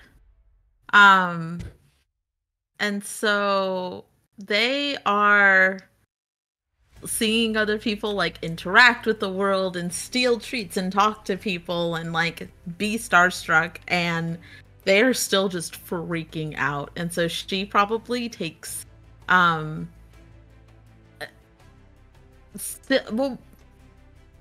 go up to the meeting, doesn't go to the caves, but notes where they are and is absolutely like, that's my escape route if I need to get out of here, because what the hell's going on. But I will probably head up to where the archers will be stationed, thinking ranged weapon, probably that's where I should be. And kind of just, and I mean, there is a little bit of starstruck of just like, holy shit, this is actually what it looks like. But like, it's very hard to remember the excitement when you're afraid that the world is going to erase you. Can I see them When be you nervous? get up, yeah, 100% if you want. It's up to Okay. them too. Do you let them see that you're nervous? Yeah, absolutely. Tala cannot hide it. I just feel like it's really a character for me to try to replicate what Aragorn just did to me and awkwardly put my hand on your shoulder and just say, be brave, and then walk off. Tala's just left standing there, just like looking, like holding the note and staring at her hands, and just kind of like, I'm sorry, what? And just like slowly gets bustled away in a different direction. That's amazing, by the way. When you get to where the archer range is, that's when the scope of where you are very much hits you, and then you realize like, oh, this place, it looks big in the movie, and then you're physically like, oh, it's huge. Like the amount of space this covers is massive, and the view you get when you get to the top, it's exactly like the film where it's wide open. It's very much like anyone who's coming in, they're being funneled into this point, but it's just like this perfect, beautiful, almost like a painting style landscape. And as you're taking a moment, probably just be like, as you said, maybe try to relax for a second, which is more difficult than it sounds.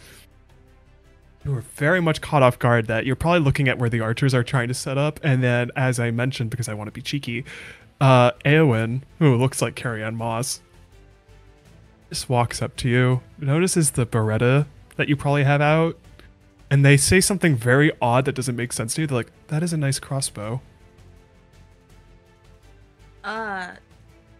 Yeah, Homemade.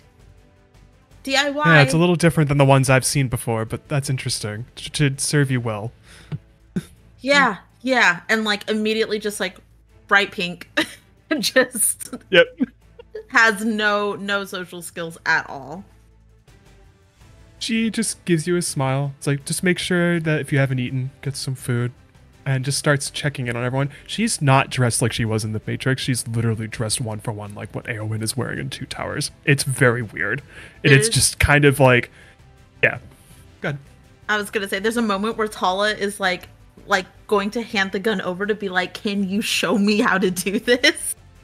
Like, as though talking to Trinity, and then kind of keys into that, and it's like, oh wait, nope, none of this is gonna make any sense to her. Nobody knows what's going on. And what's even more interesting is they have a sword on their side instead of guns. Which is interesting because if I remember correctly, I don't think Eowyn during this scene had any implements whatsoever. And I'm going to say they totally do. So they're walking around as if they are a knight almost, walking around, issuing orders here and there. But you hear, again, it's Carrie-Anne Moss. It's their exact voice. It looks exactly like a fantasy card. Very disconnect, like a big disconnect for Tala, but eventually just says "Milady" and goes and tries to blend in with the crowd.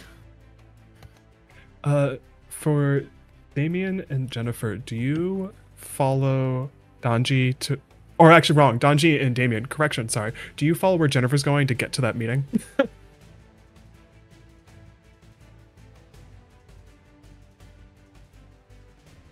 Oh, yeah. Totally? Yeah. Damien, do you go try to find out where Tala went? Or do you do your own thing? I think Damien's interested in where Marcus got off to. Because of the whole every player must be present thing. Yeah. You roll your wisdom for me. Think of it like a perception check, I guess. 6 and 3, so 1 success. So you got 1 success. You probably, more than the others, you somehow very quickly go top to bottom. And you're not sure how you're covering that much ground that quickly, but you do it. Marcus is nowhere. You don't see them. You don't hear them. You're not sure what's going on or why they up and vanished like that without any sort of like question or answer to ask for you guys, but they're not there. The thing you are noticing is it is Helm's Deep. It is looking kind of bleak right now. And it's that weird moment of being like, this is fun, but also, okay, maybe this is now a little too real. I wish I had context for this. Smiles back on and then they're exactly. Go find Tala. Yeah, for you, it's just like, oh, this is cool. For Donji, you said you go where Jennifer went? Yeah. Okay. The two of you get to the top, and there's a guard who just kind of is standing in the way of you. It's like, sorry, this is only for, planning reasons. If you're not here to help with the planning, can't let you in. That's perfect. Because we found a major flaw. He just gives you this look of like, sure, what's the flaw? And they're giving you that look of like, I don't buy this. So there's this thing called a sewage system that's directly underneath the wall. They're still looking at you like, sure, and they're still not letting you in. I'm Alright, going you do the to... talking. Okay. Yeah, I'm going to draw myself up to my full height. And I'm going to say, I am here to help with the planning. I'm Therarian, daughter of Calambrimbor, and I am here to protect Helm's Deep, and you shall fear me. And I want to use the voice to tell them to fear me. That was so awesome. Okay, roll your d4 first. All right. And I will do I my got best a to explain this again. 4. Oh god, okay. Damn. Roll charisma. Which is 3, I think 3 for you? 3 for me, yeah. So for those watching, the way this works for the dictator is They roll their d4 when they're using the voice. The voice dictates how many successes they get, and then the d6s, if there's any successes, dictate they either go high or low. I leave it I up got to you if you one- want to increase that. Yeah. Yeah. I got one You success. can either increase that number or lower that number. I'm gonna increase it because this is my first time using the voice, so I feel like it should be like this is Sure. a bad thing that this person technically can do. 5. Yeah, so this is technically 5, which is higher than their willpower. So with that, because your emotion that you have is fear, if I remember correctly. Yes. Mhm, yeah. You say that in the most defiantly authoritative way you can, with Donji standing next to you. And Donji, you probably see this, and when you do say this, Jennifer, because the voice always has a tell, what visually happens, or I guess also a smell can happen, but I think that one's too weird. So visually, when you use the voice, how does Yeah. that manifest physically and visually? Yeah. So I think normally, Jennifer, as she's calling herself now, has this kind of like glow about her, this like golden glow, like elves. You know, it's like even if it's dark, they're like kind of like always well lit. And it's not exactly like the Galadriel like dark like photo negative scene, but it is as though a shadow goes over me, and my eyes go completely black, as I say to fear me. Anji, you see that happen right in front of you, and then the knight in front of both of you looks the most scared they have ever looked in their life, and they maybe accidentally let go of the like.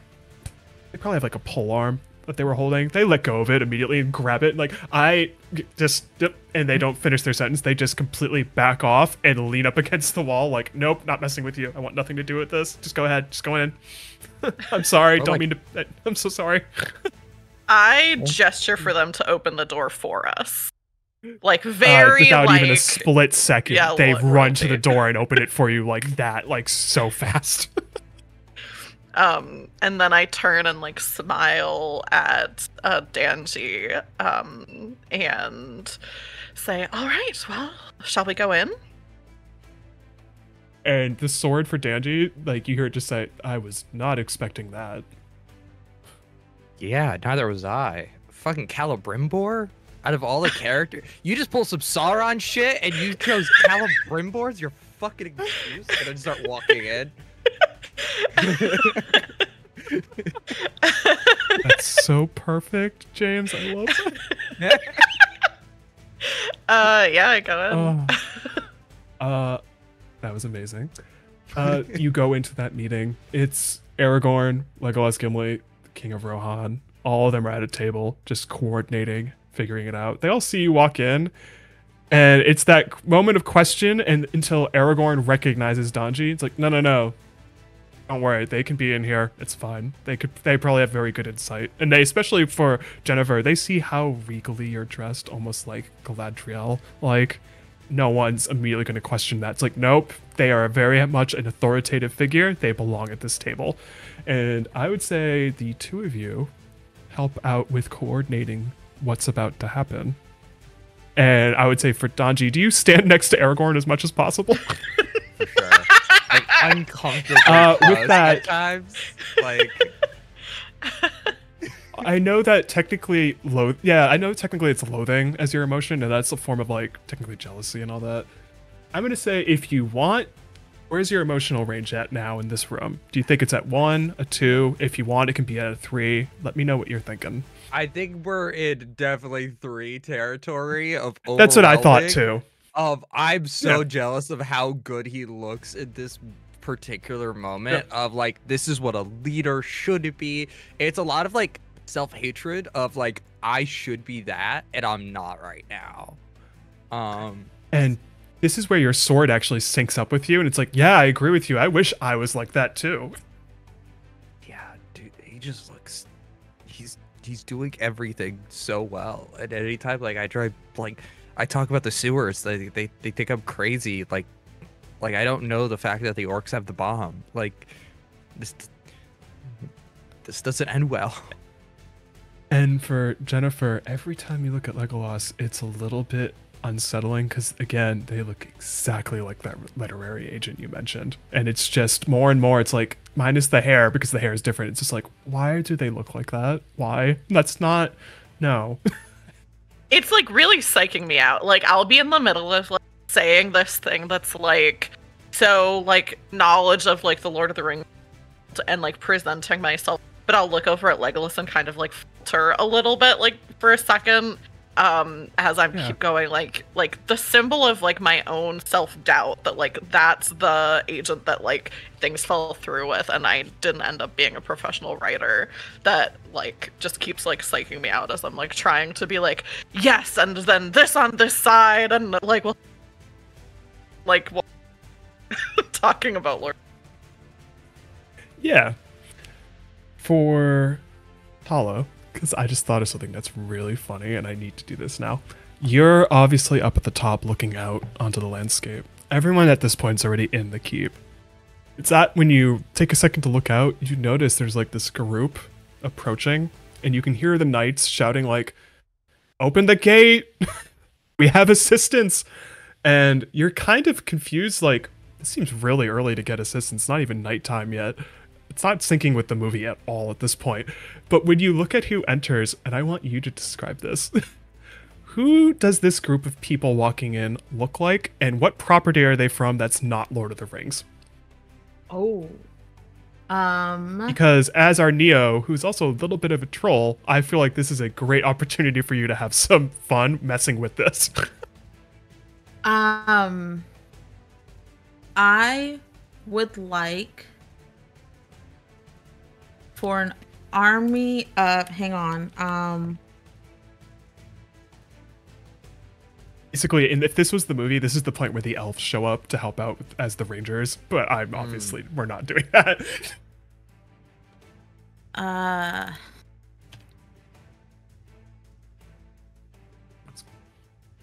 would like, I don't know how to say it, but I would like an army of Decidueye Pokemon to walk in. They shoot. Okay, so I don't know. I know nothing about Pokemon. I'm gonna be completely honest. I know very, very little. But I saw these like the other day. Somebody was talking about them. But I think that they shoot arrows from their wings. They're winged Pokemon. Oh my God. And they shoot arrows. So I'll put instead it of an into army of chat. elves, I They would like do Please have put it in the very chat. I need a elf visual vibes, image because this is yeah. going to make me laugh. Check the Discord. But I want it to be clear that these are not cartoons. Oh my These God. are That's these are amazing. real life, kind of terrifying. Just very yeah. That very bottom picture that James dropped. Oh Thank you, my James. God. I love this so much. These are humanoid birds that walk in, and they're not cartoon feathers. Those are actual feathers. It's a little disconcerting. But I like to think that Pokemon is kind of like that Tal is kind of a bandwagon fan. Everybody else is a fan, so Tal is a fan. But like they don't actually know anything about Pokemon, so they look at it and they're like, "Oh, that does not belong." But yes, an army of these are approaching. I don't know how tall they are, but When I said the Eagles could solve every problem in Lord of the Rings, this is not what I meant. And that's when you eventually, along with everyone in that war room, walk out and you see exactly what Kian just described. And you probably say that about the Eagles. And it throws, I'm gonna assume all of you probably gather, even like are full. I assume again, you're still looking for Marcus, you just don't hear anything, but then you see that procession happen because they take their time to get to the top, and you probably just follow because you're like, this is not Lord of the Rings at all. So all of you converge again at the same spot, and what throws all of you off, they speak perfect English.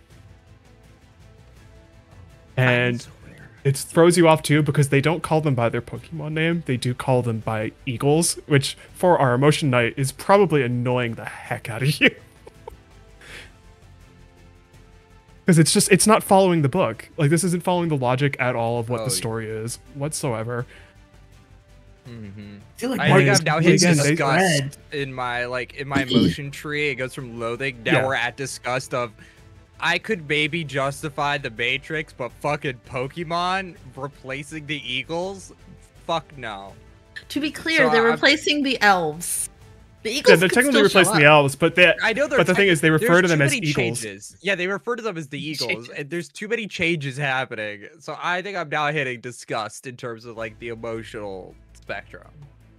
And then, because I want to ask this, for our Fool, how does this visual make you feel? I think Damien at this point is like losing the thread a little bit. Damien is a precious being. Again, they speak perfect English, saying, "We are here to help, ready to serve." And you see the King of Rohan walks out. Looks exactly like they do in the movie. There's nothing different about them. Exact same actor, exact same look.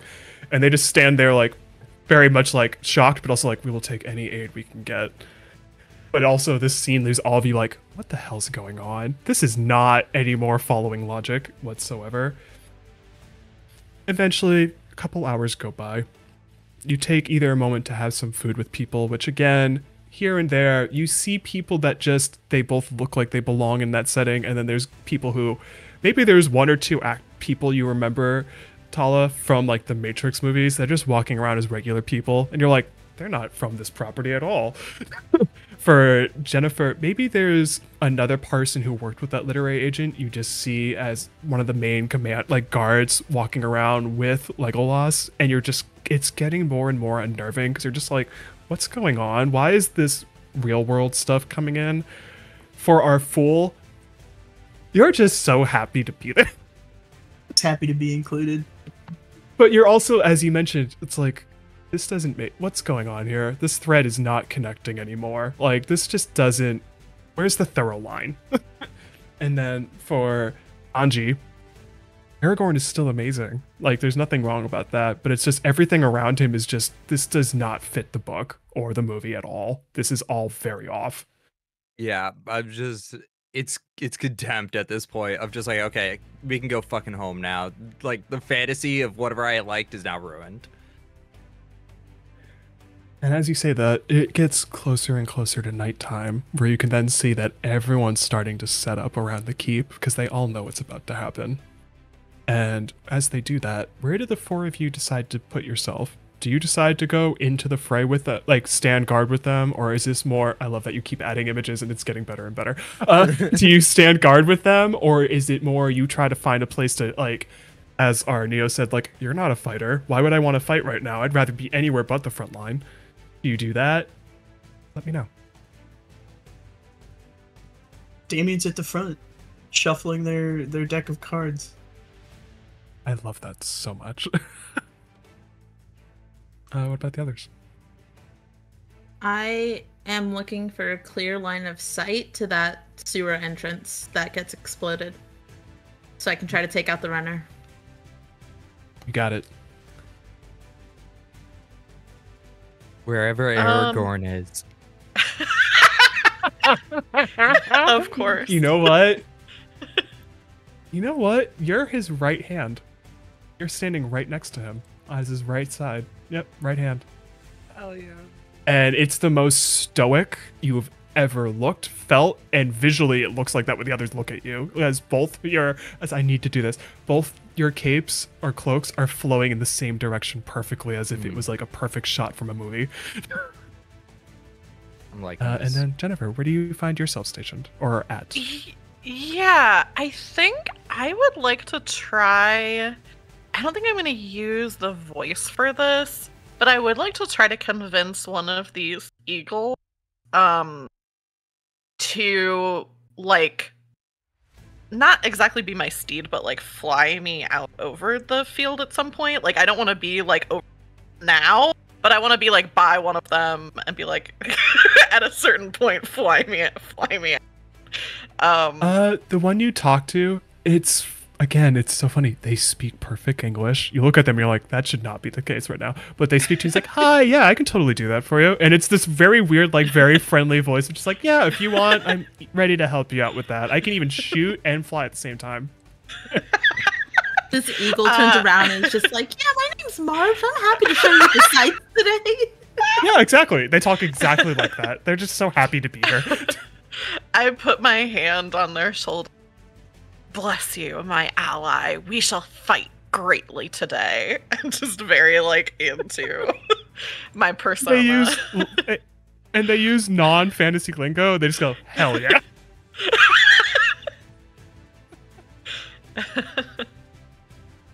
It is at this point, I will once again, because I want to bring it up, just out of curiosity, because I remember everyone's dex is, oh god, more images is making me so happy. Neo is at 4, Fools 2, Emotion Knights 2, Dictators 3. Okay, just keeping that in mind. It's weird. You know what's about to happen. We've all seen these movies. I mean, whether it's theatrical or extended, no judgment. To each their own. Especially as I actually watched the theatrical cut of Fellowship this year, and that was actually very fascinating. It was the first time watching it since I saw it in theaters. You're waiting for that moment of, the impending onslaught that is about to happen. Also, that impending rainfall that also kind of signals what's about to happen. And it's weird. You're waiting. It doesn't really happen. And you're just kind of standing there, and you have probably a moment where maybe the four of you try to look at each other like, is there something wrong? Because, like, this isn't following things right now, because you don't see an army in front of you yet. And it feels like that should be happening now.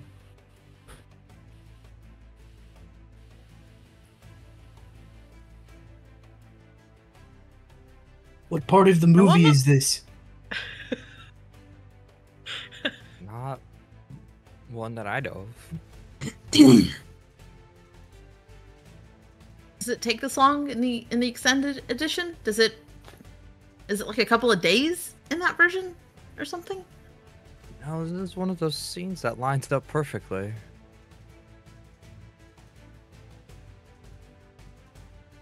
And then it's kind of a slow thing where then you start looking off in the distance, and then eventually you just see like maybe somewhat like one little speck getting closer, and then another, and then another. And then it's just like the entirety of left to right just is a wall that starts moving. And I would like the four of you to do this for me to come out on a consensus. Do you want them to look like Uruk-hai, or do they look like something else? Ooh. I have another thing in mind, but I don't want to do it. I would rather you four pick what they look like. I think that's more fun. What if they're, because we talked about in the Session 0 Star Wars, what if they're stormtroopers? The four of you are so much fun. That's a suggestion. I leave it up to the group, though. If you want to do that, that is an open suggestion. I leave it to the four of you. I'll find some I'm good with that. stormtroopers. Yeah, let's go. All right, it's. What was your pitch? Oh my Nate? god! Going into this, did not expect the Matrix. Star Wars, I kind of did, but Matrix and that, I love this so much. This has made my day. Yeah, you are all just now staring like, okay, this is not following what we love to the T anymore. This is really kind of annoying. I would say for our Loathing Night, this is so upsetting. I'm gonna actually say you drop down to 2 from 3 on your emotional scale. Okay. Just because it's like, this is not following this thing I love. For our Neo, yeah, go ahead. Could I actually argue for 4, which is Lost? Because now I'm fucking lost in in the plot. Actually, you know what? I will allow that. You are so now enveloped in that emotion that nothing is steering you clear at the moment because of this is so upsetting to you. For Jennifer, I would imagine this is probably like, why are there stormtroopers? I'm an elf. This should be fantasy. I actually don't think Jennifer's mad at it because she does fanfic. Oh, really? Good. I So love it's that. like, Okay. it's Oh, yeah. like bashing different stuff together is kind of like par for the course. Actually, that's a good question now that I get to have. You can have fun with this question. Do you think there's a piece of fanfic you read out there where this happened? Oh, yes, definitely. I definitely think there's like a piece of fanfic that's kind of like one of those that's just like kind of like the Ultimate Showdown of Ultimate Destiny, but it's like a fanfic. So it's like all these different things like in this. So it's like the Battle of Helm's Deep, but they're stormtroopers, and like the White Witch from is there, like all this different stuff, and it's like all the good guys are in Helm's Deep, and like all the bad guys from different things are like out there. So I think this is like a fanfic that You know what? Because you said the White Witch from I Can't Help It Now. They're the one leading the stormtroopers. Oh, good.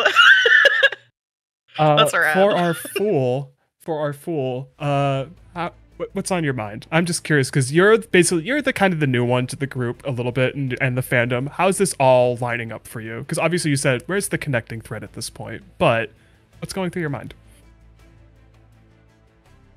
I mean, Damien's ready to get going and get started. I think they're at this point. They're just like, it is become increasingly clear to me that this is either a simulation or something has gone horribly awry in our lives, and we may as well embrace it. Sounds good. And for our Neo, because I just feel like this is the only question I can think to ask. Is this making you laugh at all? Because it just feels like trolling. Yeah, yep.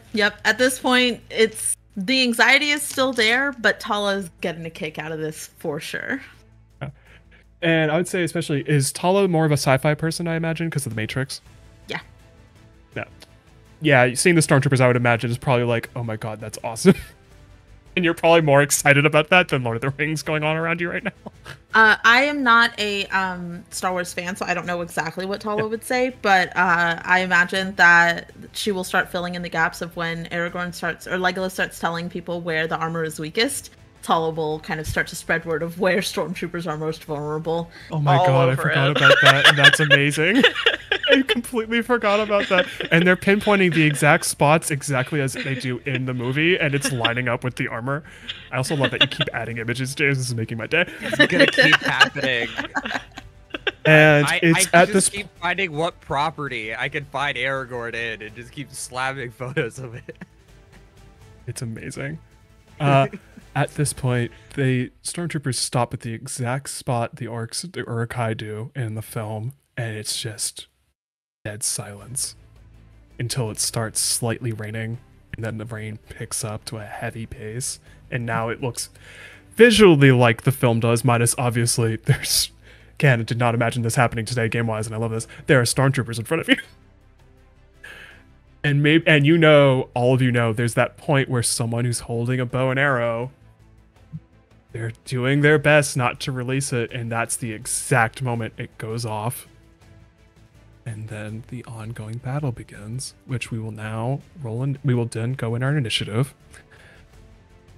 Somehow the stormtroopers, they're not using ladders, because I want to update it a bit, because I'm going off Force Awakens. Some of them have jetpacks and just immediately get to the top. So for our Neo, how do you attack? What do you do? Are they in the air, or have any of them gotten close? They just landed right on the top with everyone else, and now people are pulling swords out while fighting against people using blasters. I would like to pull out my baton. It is a retractable metal baton. And I'm gonna use it like a baseball bat, and I'm gonna swing and try to take someone's head off. Roll your dexterity. I feel like that makes the most sense. Okay. It's a dexterous style weapon. Also, you're giving me... I know you said you're not much of a Star Wars person, but you're giving me Jyn Erso vibes from Rogue One, because they do something very similar. I love it. I've seen Rogue One once, and it was entertaining. I like that. That is 2 4s. 2 4s, nice. So you immediately take out one of them. You hit them in the exact armor points that you need to, and immediately one of them goes down. And to make this funny, because like Star Wars, stormtroopers have horrible aim. Their shots aren't really hitting that well. So I just think that'd be funny. Jennifer, what do you do? Your turn. Yeah, I would. Also, you have a couple that are in front of you, so it's entirely up to you. And also, I forgot to say this at the top, and I apologize. You can use the voice on multiple people if you so choose.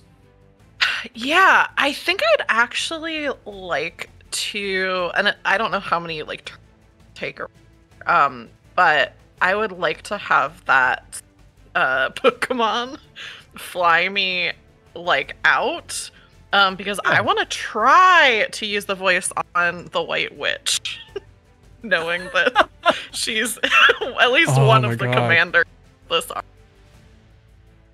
arc. They look. I'm trying to remember because I didn't see the film version. Who played her in the movie? It was Tilda what's her Swinton. name?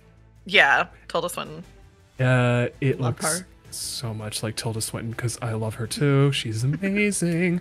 Yeah, the eagle who you talk to is like, "Yep, let's do this. Hope you're ready." They just swoop above you, lightly and politely put their their claws on you. It's like, "Hope you're ready for this," and start flying. And they immediately do that because this is an attack, and basically do the same roll you did. Roll your d4 first. And can I, because I think for the voice I have two different options, like either attack or control. Yeah, it's either or. I'd like to try to control her with this. Sure. And because you have the eagle, I'm gonna let you add a d4 when you roll for your charisma. So first the d4 Oh, nice. roll, Okay. and then the d6 is yeah. So the D4 I got a 2. Let's roll my Okay. D6s. Oh, that's 4 successes. So if you want, you can make that 6 successes.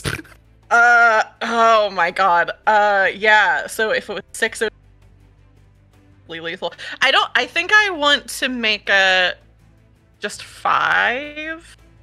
Yeah, you I can do that? modify. The thing with the d6s is how many successes you get on those d6s. You get to modify whatever the scale range is. So if you want to make it 5, it can Okay. totally be 5. I'm gonna so make it- 5 is all-consuming obsession on my chart, and I would like to, as And you I'm said flying control, in- not attack. Control, not attack. Yeah, because what I want to tell her as I'm, and I think my voice is kind of booming because I'm not using my death touch. I'm not like touching her. I'm kind of like above her, yeah. and my voice is kind of booming out from me. And again, this dark effect over me. And I say, "We are the united force of good in this world. Turn back now, for you shall fear us." And that's the command I want to try to give to fear us. And you have that, as you mentioned when you use the voice, that very Galadriel, like when she's speaking to Frodo about "I want the ring," because that's immediately what I thought of too. It's Yeah. that visual, but and all of you see this. It's that visual, but someone literally flying in that visual, following as they're in the air. Which to me, that's With terrifying. a Pokemon, I love that. A Pokemon. Yeah, with holding a Pokemon. And yes, I know, and our emotion knight, who I'm now going to get to next, I would assume. You just see this, and it's so upsetting. And your sword's just like, what? Why is that upsetting? That's amazing. You should do more stuff like that. I think that's great. This isn't what the movies were like. What do? You see Aragorn start just whacking and hacking away at people as they land on the bridge platform. I will get back to the think queen in a second, by the way. I've not forgotten. Yep. I see him do that, and I'm like, is there even a point? Like, I think I could just bullshit my sword into a lightsaber and just win the battle. I think for this turn, it's just like kind of just standing there and just being like, what the fuck is even happening? I don't think that's gonna trigger any of the vents, but I think it's just the most in-character response of, oh god, my feelings are now so hurt that I don't know what else to do. Because this is like not even simulation. This is like fucking ruining. And the weird thing too is when you stand around, like I mentioned, stormtroopers have horrible aim. You don't even have a shot connect with you. Like it's just No. like you can stand perfectly still, and you're just like, they really do suck at shooting. Yeah, it's nothing's more precise as an Imperial stormtrooper. Fucking Obi-Wan. It just starts like walking. Just every As shot you do misses that, him. it's not Aragorn, but you can tell Gimli walks by you and just slaps your knee. It's like, come on, soldier, get into the fight. And starts. He does that exact thing from the movie where he sees someone below in trouble. He jumps from the top to the bottom and just with the axe full on out, just like screaming out loud. All right, fine. I normally I would end my turn there, but I just see him do that. I'm like, maybe I should have chose Gimli instead of Aragorn. Because I'm that lost, I'm gonna just take a shield from like some random soldier, Oh my god. and I'll do the Legolas thing and just slide down the wall with the shield Oh, and God. just start going right into the battle. Roll. This might be a rough roll. We'll say roll dexterity. Oh. I'm gonna be a little mean, and I apologize. That's a difficulty of 1, so you'll need 2 successes. But I'm gonna let you roll your d8 with it. Okay. Okay, that's 2 successes. We're... Oh, sweet. Oh, no, it that's 1. looks- It's 4 or above. My bad. That's only 1 success. I trip and fucking fall on my face. I'm gonna say you immediately jump on the or you get the shield and you're about to do it, and then once you step on it, you're at that point you're like, oh crap, I've never done this before, and it's no longer having the sword out swinging. It's more like panicky until you land on the ground, and you probably just take a second where when you land, it's a very hard landing. What is your guard at? 3. Sorry, 2. Knock it down by 1, so you're at 2 guard. Because that was a hard fall. And my 1 defense is probably not going to stop that. So. Oh wait, you have 1 defense. So you know what? Never do have mind. 1 No, defense. you're fine. Thank you for reminding me of that. Okay. Yeah, your 1 defense takes that in. You're good. It's a bit of a hard fall, so you have to get back up. But like that didn't go according to plan. Worth But hey, it. you still did it. Yeah, exactly. Still worth it. And as for our fool, you're next. You see all this happening around you. It's just somewhat. Does this happen in every movie? The deck of cards. Because I Go ahead. because I forgot this. Add a circle to one part of your die. Because I forgot to do that. Because if you don't land on it, you always keep adding a circle. So you have 1 on the 4. What number do you want to add another one to? The opposing side, I added it to 3. Very cool. Sorry, I didn't mean to interrupt you. Continue. No, you're good.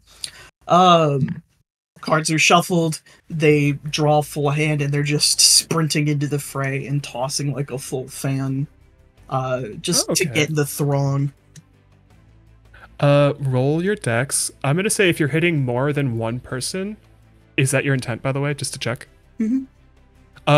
Take away 1 of the die, because I'm gonna say that's how the book has it. Is if you're hitting more than 1, you start removing a die. So just remove a d6 from that pool, and this. Roll it, but also roll with your fool's die as well. Whee! 6 and a 3. 6 and 3. Is the 3 on your fool's dice?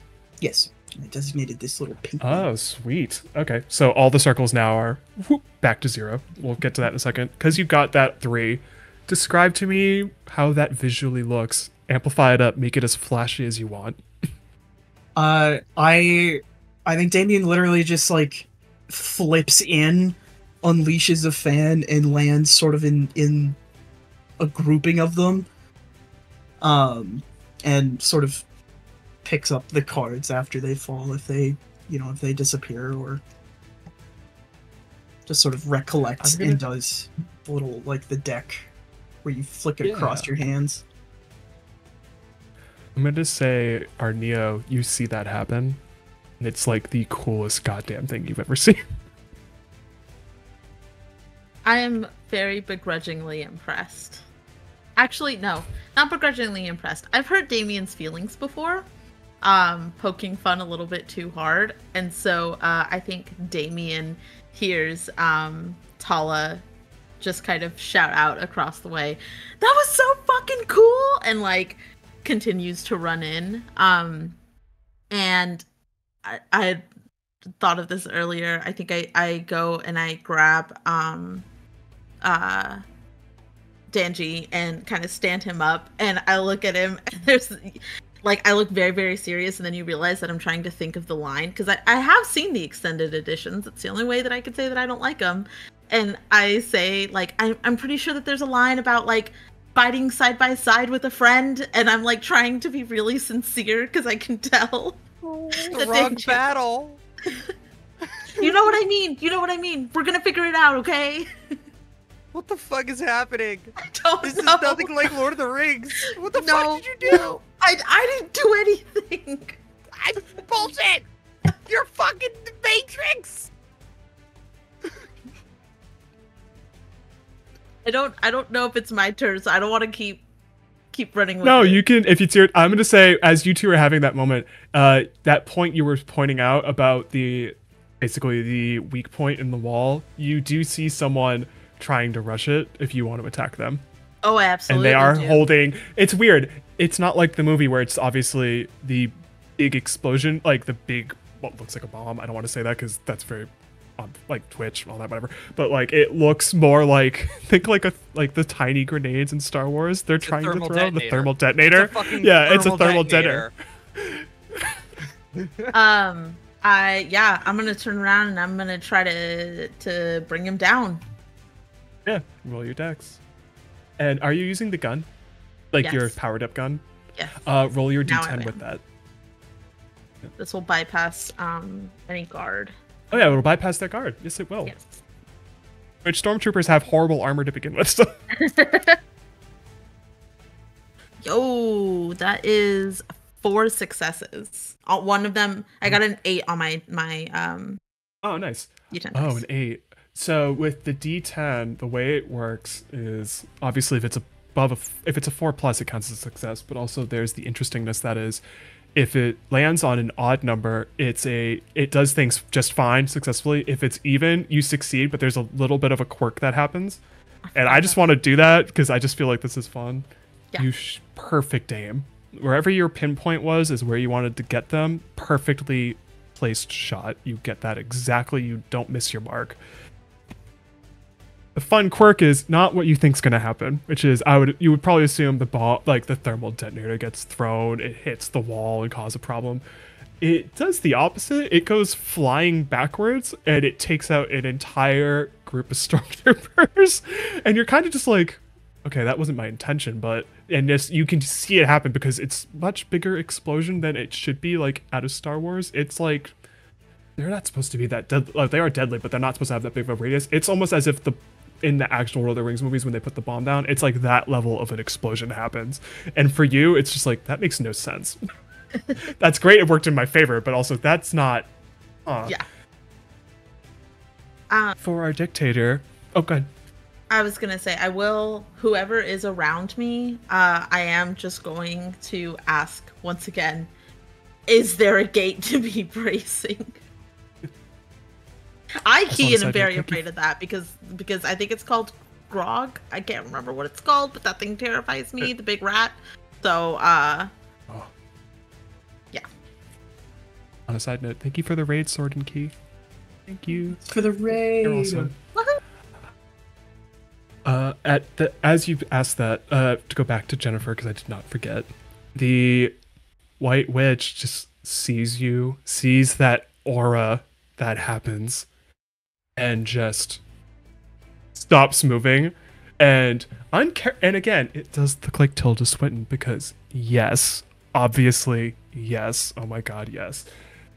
They immediately stop moving, get down on both knees, and they tried to shield their vision from you, kind of like, yes, I'll stop, I'm so sorry, please just don't hurt me, I just swear, I'm not here to cause any problems, I swear. And the eagle just kind of sees that visually happen as it's swooping you down, but also gives you this look of like, what the heck, and then drops you down right in front of the White Queen. Yeah, I dropped down in front of her, and I think I put like my hand like under her chin to like look up and face me. And I just say, you will retreat all of your forces back from whence you came. And just like trying to, I don't know mechanically. I already. No, I mean, so the way it works is you hit their willpower for sure. So they're just like, yep, you know what? I want no trouble. All of you seem like nice people walking, and they start walking the other way. And all the troopers around them are like, what the hell just happened? And they're some of them are listening and following her, and some aren't, which is why for our knight and fool, you two hear distinctly, brace the gate, they're trying to get through. Which then, I would say the others heard that as well, and that's the same point where you were like, didn't Marcus say that?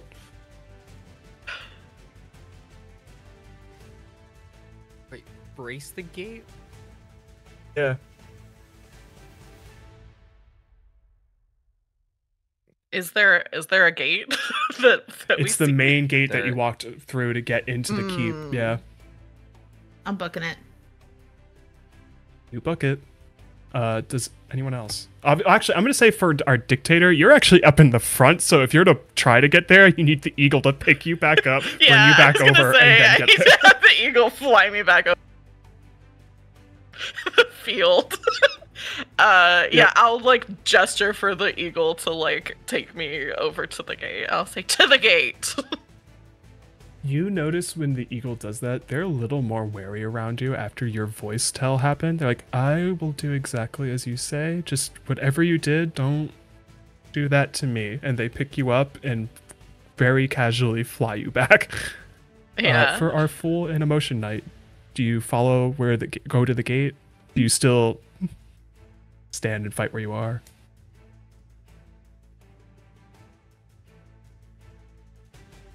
I think to bring me back into some level of realism. Mhm. This isn't technically an event, but I feel like within the context this would make sense. I see Gimli and I see the Yep. bridge that connects to the gate, and I just try to recreate the scene, and I just go, listen, I wouldn't do this under any other circumstance because I respect you as a character, but I'm gonna throw you now. And I just fully lift him and just chuck him onto the bridge. So there's enough path for me to get onto the bridge into the gate. You know what? I gotta I'm not going to connect let this you roll back to that. the movie. Yeah, and I'm not going to let you roll that because to me, I'm just like, no, that's just going to happen. And he, for a second, he's like, wait, you're going to what? It just, he's, but also he somehow turns, like, grabs, has his axe too at the ready, and he just, you can hear him say, thank you, as he lands up top, and you can see 3 troopers just, like, the exact Wilhelm same scream. yell as in the Yeah. movie. Yeah, it's a Wilhelm scream. 3 of them just fall off the edge. Damien, what do you do?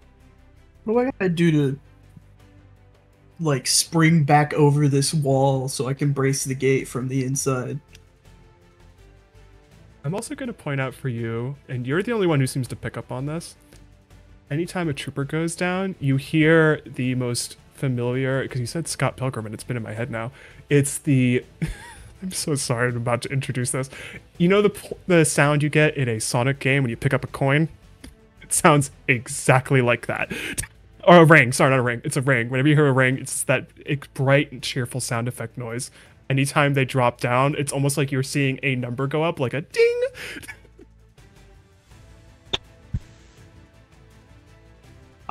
You have I'm to wonder sorry. what the high score is, right?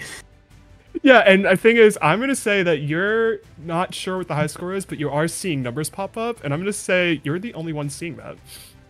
Scott Pilgrim Law. And in terms of getting to the gate, it's whatever route you take, you get there without any problems. Like, you perfectly can slide under troopers, throw your cards up in the air, and you connect them as perfect as possible. I have a pitch. Yeah, sure. Go ahead. Because our emotion night is tossing Gimli. Can I bounce off of Gimli midair to get to the gate? Pilgrim rules. You know Scott what? Pilgrim rules. I'm gonna say he does this thing where he pulls his axe out and sees that you jump, and he doesn't swipe down. He holds it like sideways Yeah. at flat point, so you land on it, and then with his own strength, he just flings you to the exact point you want to go to. I'm also realizing how much this is now, and I've not seen this movie or read the book, but like this is now getting so much Ready Player One vibes. In terms of like, what is going on? Oh my god. And yeah, you do exactly that. You also, when you land, because I feel like the Fool would totally be a show off on this, you land so perfectly and with grace. And you even have a sound effect noise go off that's like da da da da. Yeah, just like land on a single hand in front of Donji. Hey. Yep. All of you are at the gate, correct? Just checking.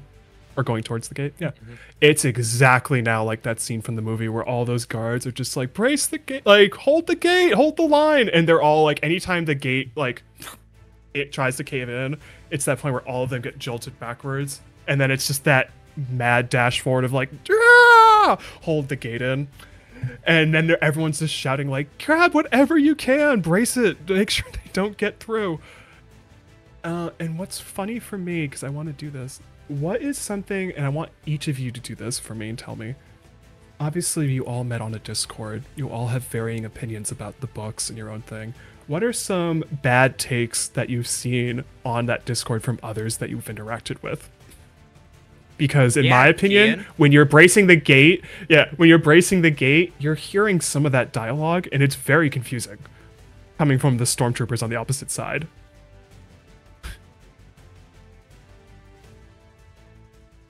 I don't know. I should have prepared more for this. You're fun. A lot of this game too is in the moment kind of just stuff like that. So I apologize for putting you on the spot if that's the case. Not my intention. Just sometimes that's how questions pop up in the game sometimes. So I apologize.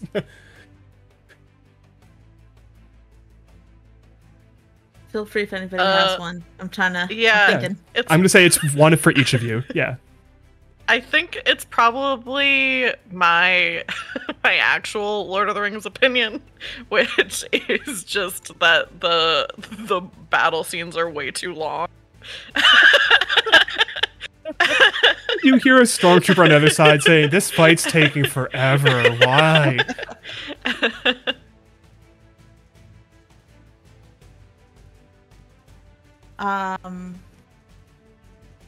I'm gonna steal actually from what James / Stanji had mentioned earlier of we could have just asked the Eagles to do this. Why couldn't the Eagles have just taken the ring, carried it to Mordor, taken it back? So many reasons. One, it was supposed to be a stealth mission that no one was supposed to know about, so the Eagles would have been fucking noticed by the ISR. Sorry, keep going. And one of the stormtroopers weirdly says that exact thing you just said, Tala. You're just like, what? I'm gonna go with the Damien themed answer. The only bad take that Damien's ever heard on the Discord server is that you need to read the other books. You hear someone saying like, you're only a real fan if you've read the books fully from front to back, including the Silmarillion. I read the Silmarillion. When you say that, one of the knights near you goes, you know what? I'm proud of you. Just starts rushing the gate again. It's not an easy read. It throws you off. He's like, wait, what? I think for Danji, it's gonna be along the lines of Aragorn was the least fleshed out character and had the least amount of character growth in the entire series, including Silmarillion. So that means his entire like journey from start to end is fucking useless. And you hear that, and it just, that hurts. Like, no one should be bad-mouthing your favorite character. That one really hurts, and it makes you stop for a second. And you're just like, why would someone even say that? Like, he's the best. Like, and you start literally saying out loud all of the reasons why he's the best, and everyone around you hears it, and they can tell, like, that, they all heard that. You all heard that. It's deeply hurting him. Like, that hurts to hear. Because no one wants to hear anything bad about their favorite character.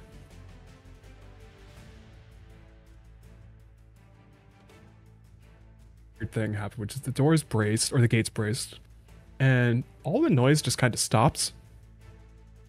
And then you kind of just look around and realize all the knights around you have stopped moving. Everyone's just kind of frozen in place. And out of nowhere, you hear my voice saying, okay, this is too silly. And I just kind of appear right next to the four of you. I'm like, this is clearly way too off the rails. And I start looking at all of you like, why are there Pokemon? Why are there stormtroopers?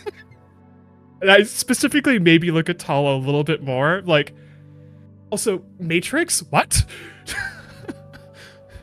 You knew what I was here for. Yeah, Lord of the Rings, not the Matrix. Like, And I just look so like, I don't know how to process any of this. So I just have my hand in my head. Like, okay, this is... I don't know how to go forward with this because this has got more ridiculous, as I say out loud to all of you. It's like, do we continue with this? Because I'm just like, Stormtroopers is a lot, but the Eagles is really what pushed me over the edge. I thought this was you. I thought you were in control of all of this. I thought so too, but then Stormtroopers in Pokemon, and again, Matrix, which is a great movie, but this is totally out of context. And then also I look at Damien, I'm like, and as much as I love the playing cards, that's also very X-Men vibes. But I dig it. I think that's awesome. I think that there should be a card thrower in Lord of the Rings. You've never even seen Lord of the Rings, Damien. You've never even seen it.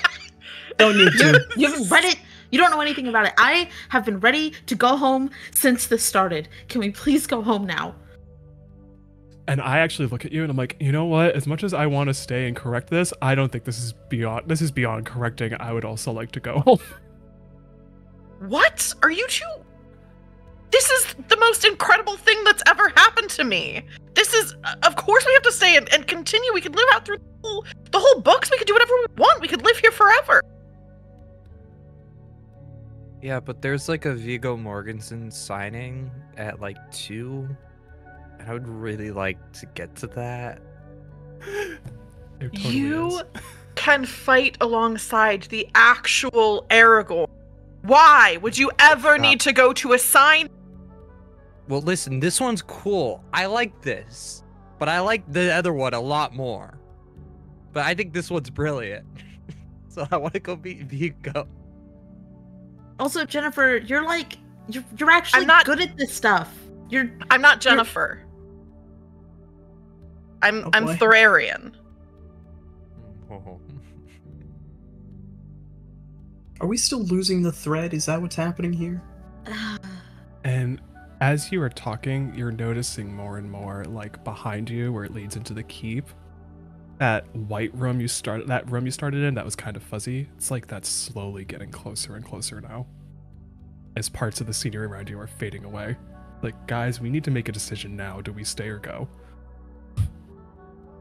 It has to be unanimous, doesn't it? It has to be unanimous, or else we kind of just, this is gonna go away with us. Oh, we die. And I don't want to die. I also want to go to that Vigo signing, I won't lie.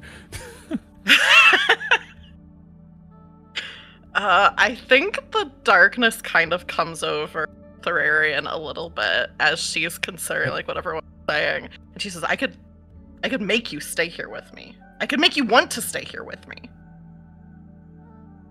Okay, please, I get please that, don't but do also- that. Yeah, please don't. There's, like, as much as this is exciting and I'd like to live it out, but, like, there's too many things that aren't Lord of the Rings right now, and I feel like this is not...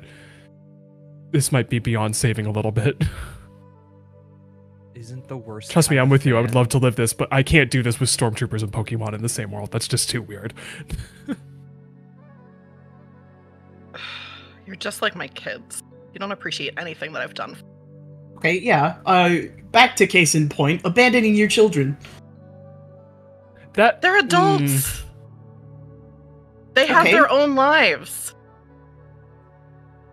Their own lives that I'm sure you were a part of in some capacity. If you just disappeared, that would be pretty bad. We can't can't stay believe this. here. Your name is Jennifer. It's not. We have to go. and as the GM, I look at you as like, I'm gonna put it to a vote. Who wants to go home? And I just raise my hand.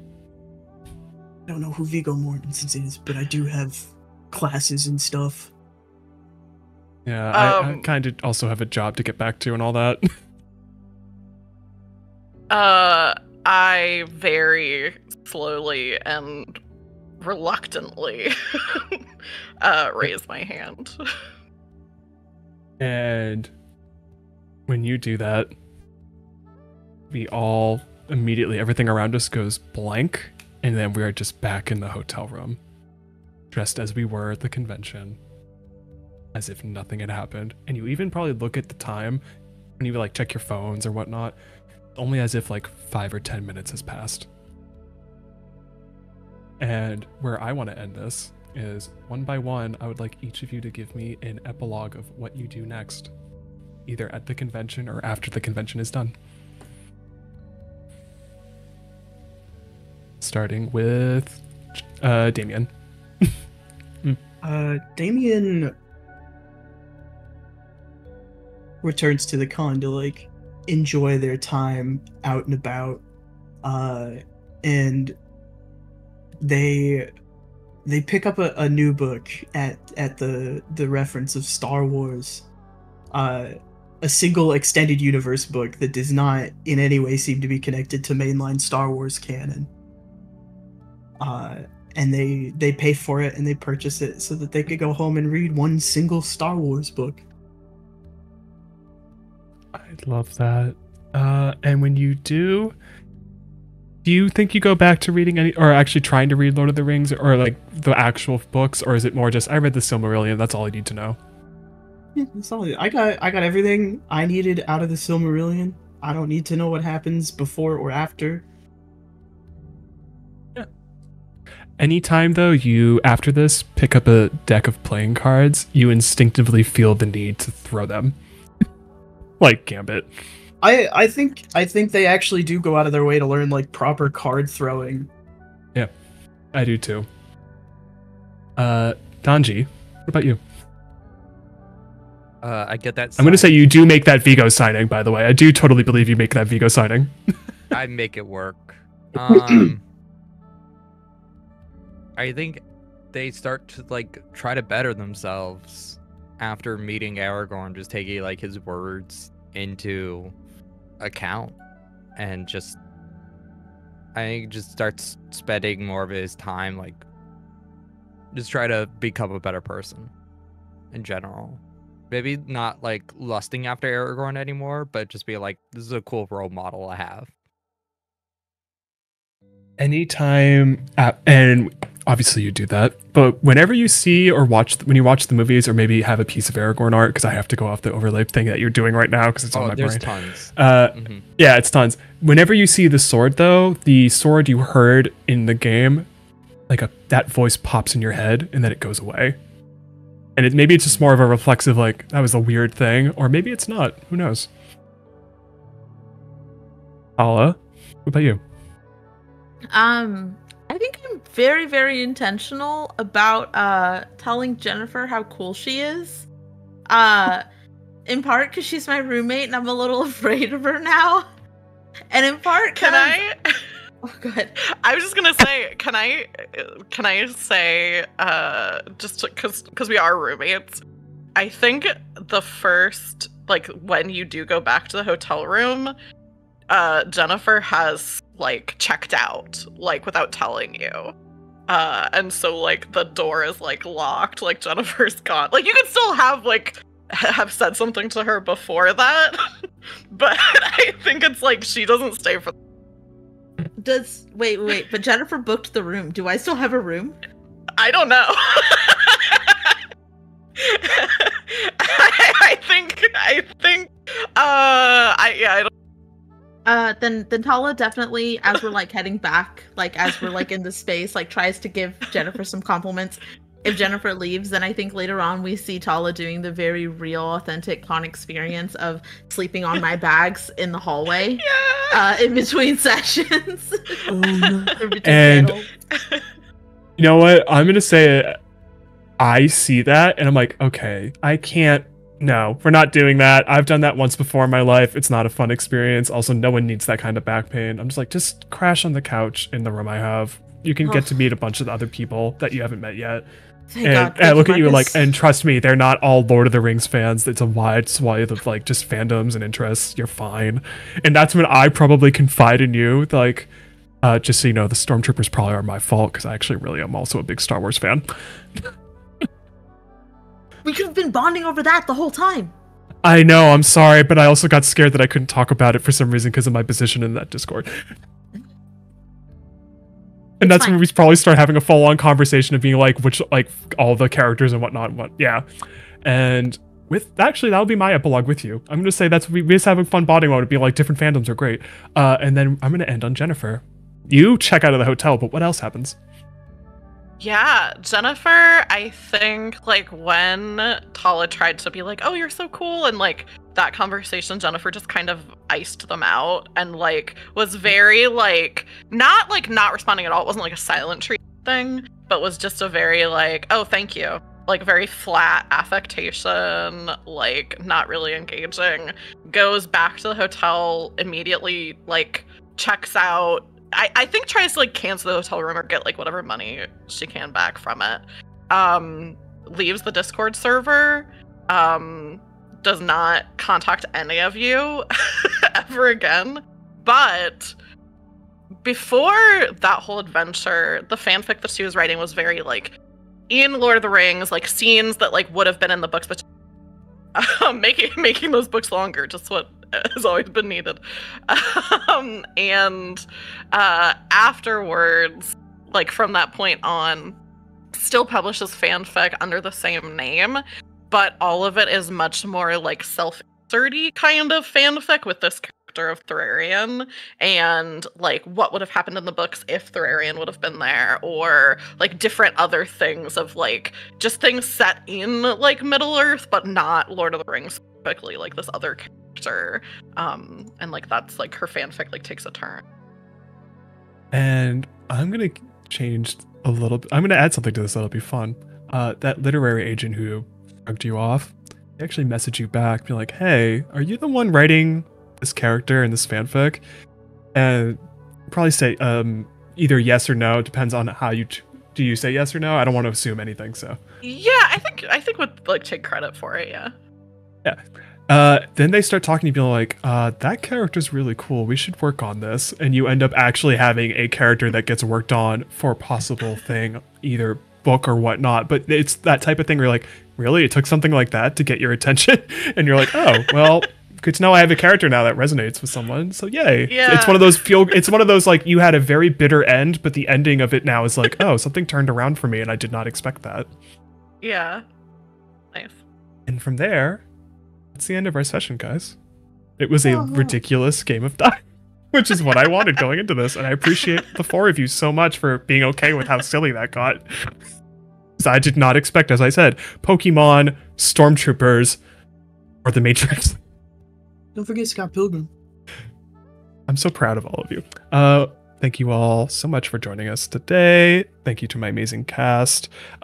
We're going to go around and just like as anytime you would on a stream, please tell us who you are, where people can find you online, and what you're up to next. Shout out all the amazing things, starting with JT. Me? Hello. Hello. I'm JT. I was Damien the Fool today. You can find me all over the internet. You just have to look hard enough. I'm at Weebjeet literally almost everywhere. You can also find me a little bit technically at Entropy Emporium all over, because I am kicking off a goofy little new channel, and the socials are live, and the channel launches in January with 2, maybe 3 launch APs, as well as some other variety content, i.e. I have an excuse to play video games with my friends on stream now. Other than that, you can find me this coming Friday on Live from the Apocalypse, playing Monster Hearts 2 with our Regency flavored campaign. It's the finale for our table. It's been a hot time coming because it is going to be a spicy political event, and my character's having a bad time. And then otherwise, you can find me every other Wednesday over on High Shelf Collective.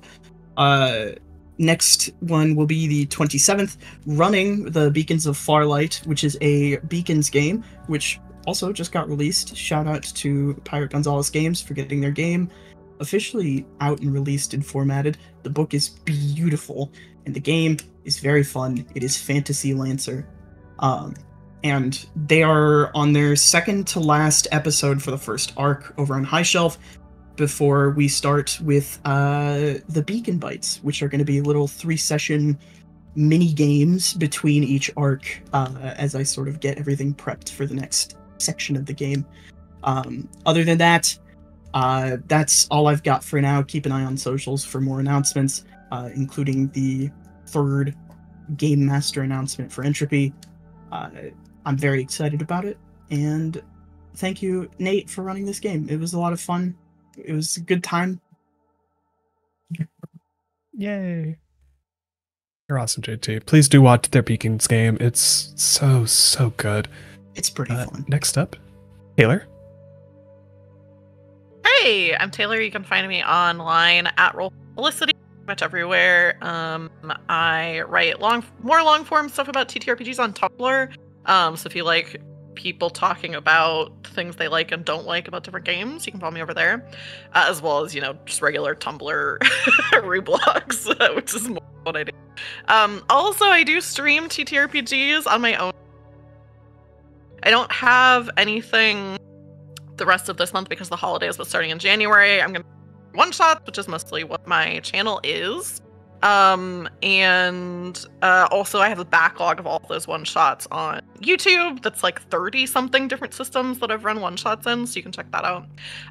And then in January, I'm gonna be GMing on Worlds, season 2 of the Monster Hearts series that I've been running. That's Monster Hearts College, the college years. So that's starting January, I think 9th, the second week of January over there. And I'll also be producing and appearing on streams for Take Your Role starting in January, which is Wednesday nights of Vampire the Masquerade. And some other stuff, but if you follow me on Twitter or Blue Sky, I'll talk about that stuff as well. Follow me there. Very much biased. I love VTM. Next up, James. Hi, I'm GeekJays513 everywhere online. I typically rant and play Pathfinder 2nd Edition. I actually am going to be playing Pathfinder 2e in about 45 minutes on the Ready to Die TTRPG channel, because I get to play Magus, because I don't get to be a player that often, so I jumped at the chance to actually play Pathfinder, not run Pathfinder.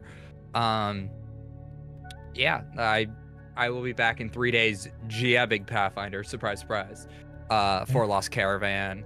And then I will be playing again as a player for once, since Hoop is now the GM in that particular game. It's going to be very weird having Hoop as my GM after forever. That's kind of me though. I've been busy with MechFinder and writing and shit like that, so been very busy on my end. Hey, busy is good. Keep being amazing. And Kian. Hello, everybody. My name is Kian. You can find me on the interwebs at uptight_chiffon, uptight-chiffon, depending on which platform you're on. I am here on Lost Caravan for our Fabula Ultimate campaign. Just a little guy, had some trauma dumping last night. It was super rad. Lots of emotions. I'm still really mad at Hoop for that one, but it was so good. It was such a good session last night. I am also going to be here on Tuesday for Eidolon's Door, GM'd by Holly, as one of our one-shots this month. I'm very excited. That's going to be a really cool game to play. She and Jason have worked together on that one, so that's going to be a lot of fun. I am over on High Shelf Collective for the Beacons campaign. I will be playing next Wednesday, just a little lad who has apparently escaped containment. Didn't know I was escaping anything, but I am out wild and free in the world now, trying to find my capybara named Onion. So that's a really good time. I'm a recurring cast member on a campaign over on Singularity Roleplay. It's a queer camp slasher flick game that is first Tuesday of every month. And then in January, I will be on both of the campaigns that are starting on Entropy Emporium. Very excited about those. Thirsty Sword Lesbians, that one's been announced. The other one has not yet, so I'm not going to say what it is till the GM has a chance to do so, but it is a grand old time. A couple more projects coming up in the new year that I can't talk about yet, so follow me on social media. That is where you will hear about it first. That's me. We're just waiting on the graphics for the other launch campaign at the moment. Fair. I won't ruin the surprise, but keep an eye out because I'm excited about that one too. I can't wait to watch all the stuff that you're all up to. And as for myself, hi, my name is Nate. I was your GM for this. Also played Marcus, which is always a weird thing to talk about in this game. It's like, oh yeah, I'm also a player. Weird. If you want, you can find me on Instagram primarily at IndieNate, INDIE Nate. I I'm a photographer by trade, so it's a lot of just me posting my photo stuff in and around LA and whatnot. Outside of that, funny enough, we're on a bit of a hiatus because we needed a break. I am running a Die RPG series over on High Shelf Collective called A Realm Reborn. If you know your Final Fantasy, we're totally telling a Final Fantasy based story that has gotten much darker than this first game we ran today, because we needed some humor, I feel, with this one. But that one, if you're into it, there's 5 sessions of it. You can watch in their VODs. We'll be back sometime in February. Just need a bit of a break because our last session got really heavy emotionally, and it's good to take a pause for the holidays and just let everyone chill out for a bit before we jump back into that high anxiety game. Outside of that, on the 28th, I will be over on the Red Hair Inn doing a charity stream with them, raising money for St. Jude's Children's Hospital. I will do anything to help raise money for them. They're an amazing organization, amazing place. Can't wait to play some 5e with them and with our silly characters, where one of our players is literally playing a cleric who is a chair, who is a changeling. I don't know how to explain that in a normal sentence. It's just the thing we're dealing with. And then on the 29th, I'll be here on Lost Caravan playing Lancer for the first time, and I'm really excited. I hopefully do well, Hoop. And with that, again, I just want to say thank you so much for joining us today. Again, thank you to my amazing cast. You were all great. I know this was your first time playing the system. You all did an amazing job. It was a much wackier version of what this game can be, but also I feel like that was needed. I feel like that was a lot of fun. Even if we messed with Lord of the Rings in an intense way that I know someone's gonna be like, excuse me, that did not happen that way. If you like what we do over here, please join our Discord. At the button, you can find it in the description below. There's a button for it. It's where we post our monthly casting calls, schedules, and where we just generally like to hang out and be giant nerds. I know that I believe today or tonight is the last chance you have to sign up for January games that'll be on stream. Definitely get in on that. Like, if you like what we're doing, it's a great group of people. Please join us. We'd love to have you come hang out and roll some dice. And with that, again, thank you everyone for watching. We're going to go raid Dork Tales, who are amazing. Big fan of the stuff that they do. And with that, have a great day, everyone. We'll see you next time.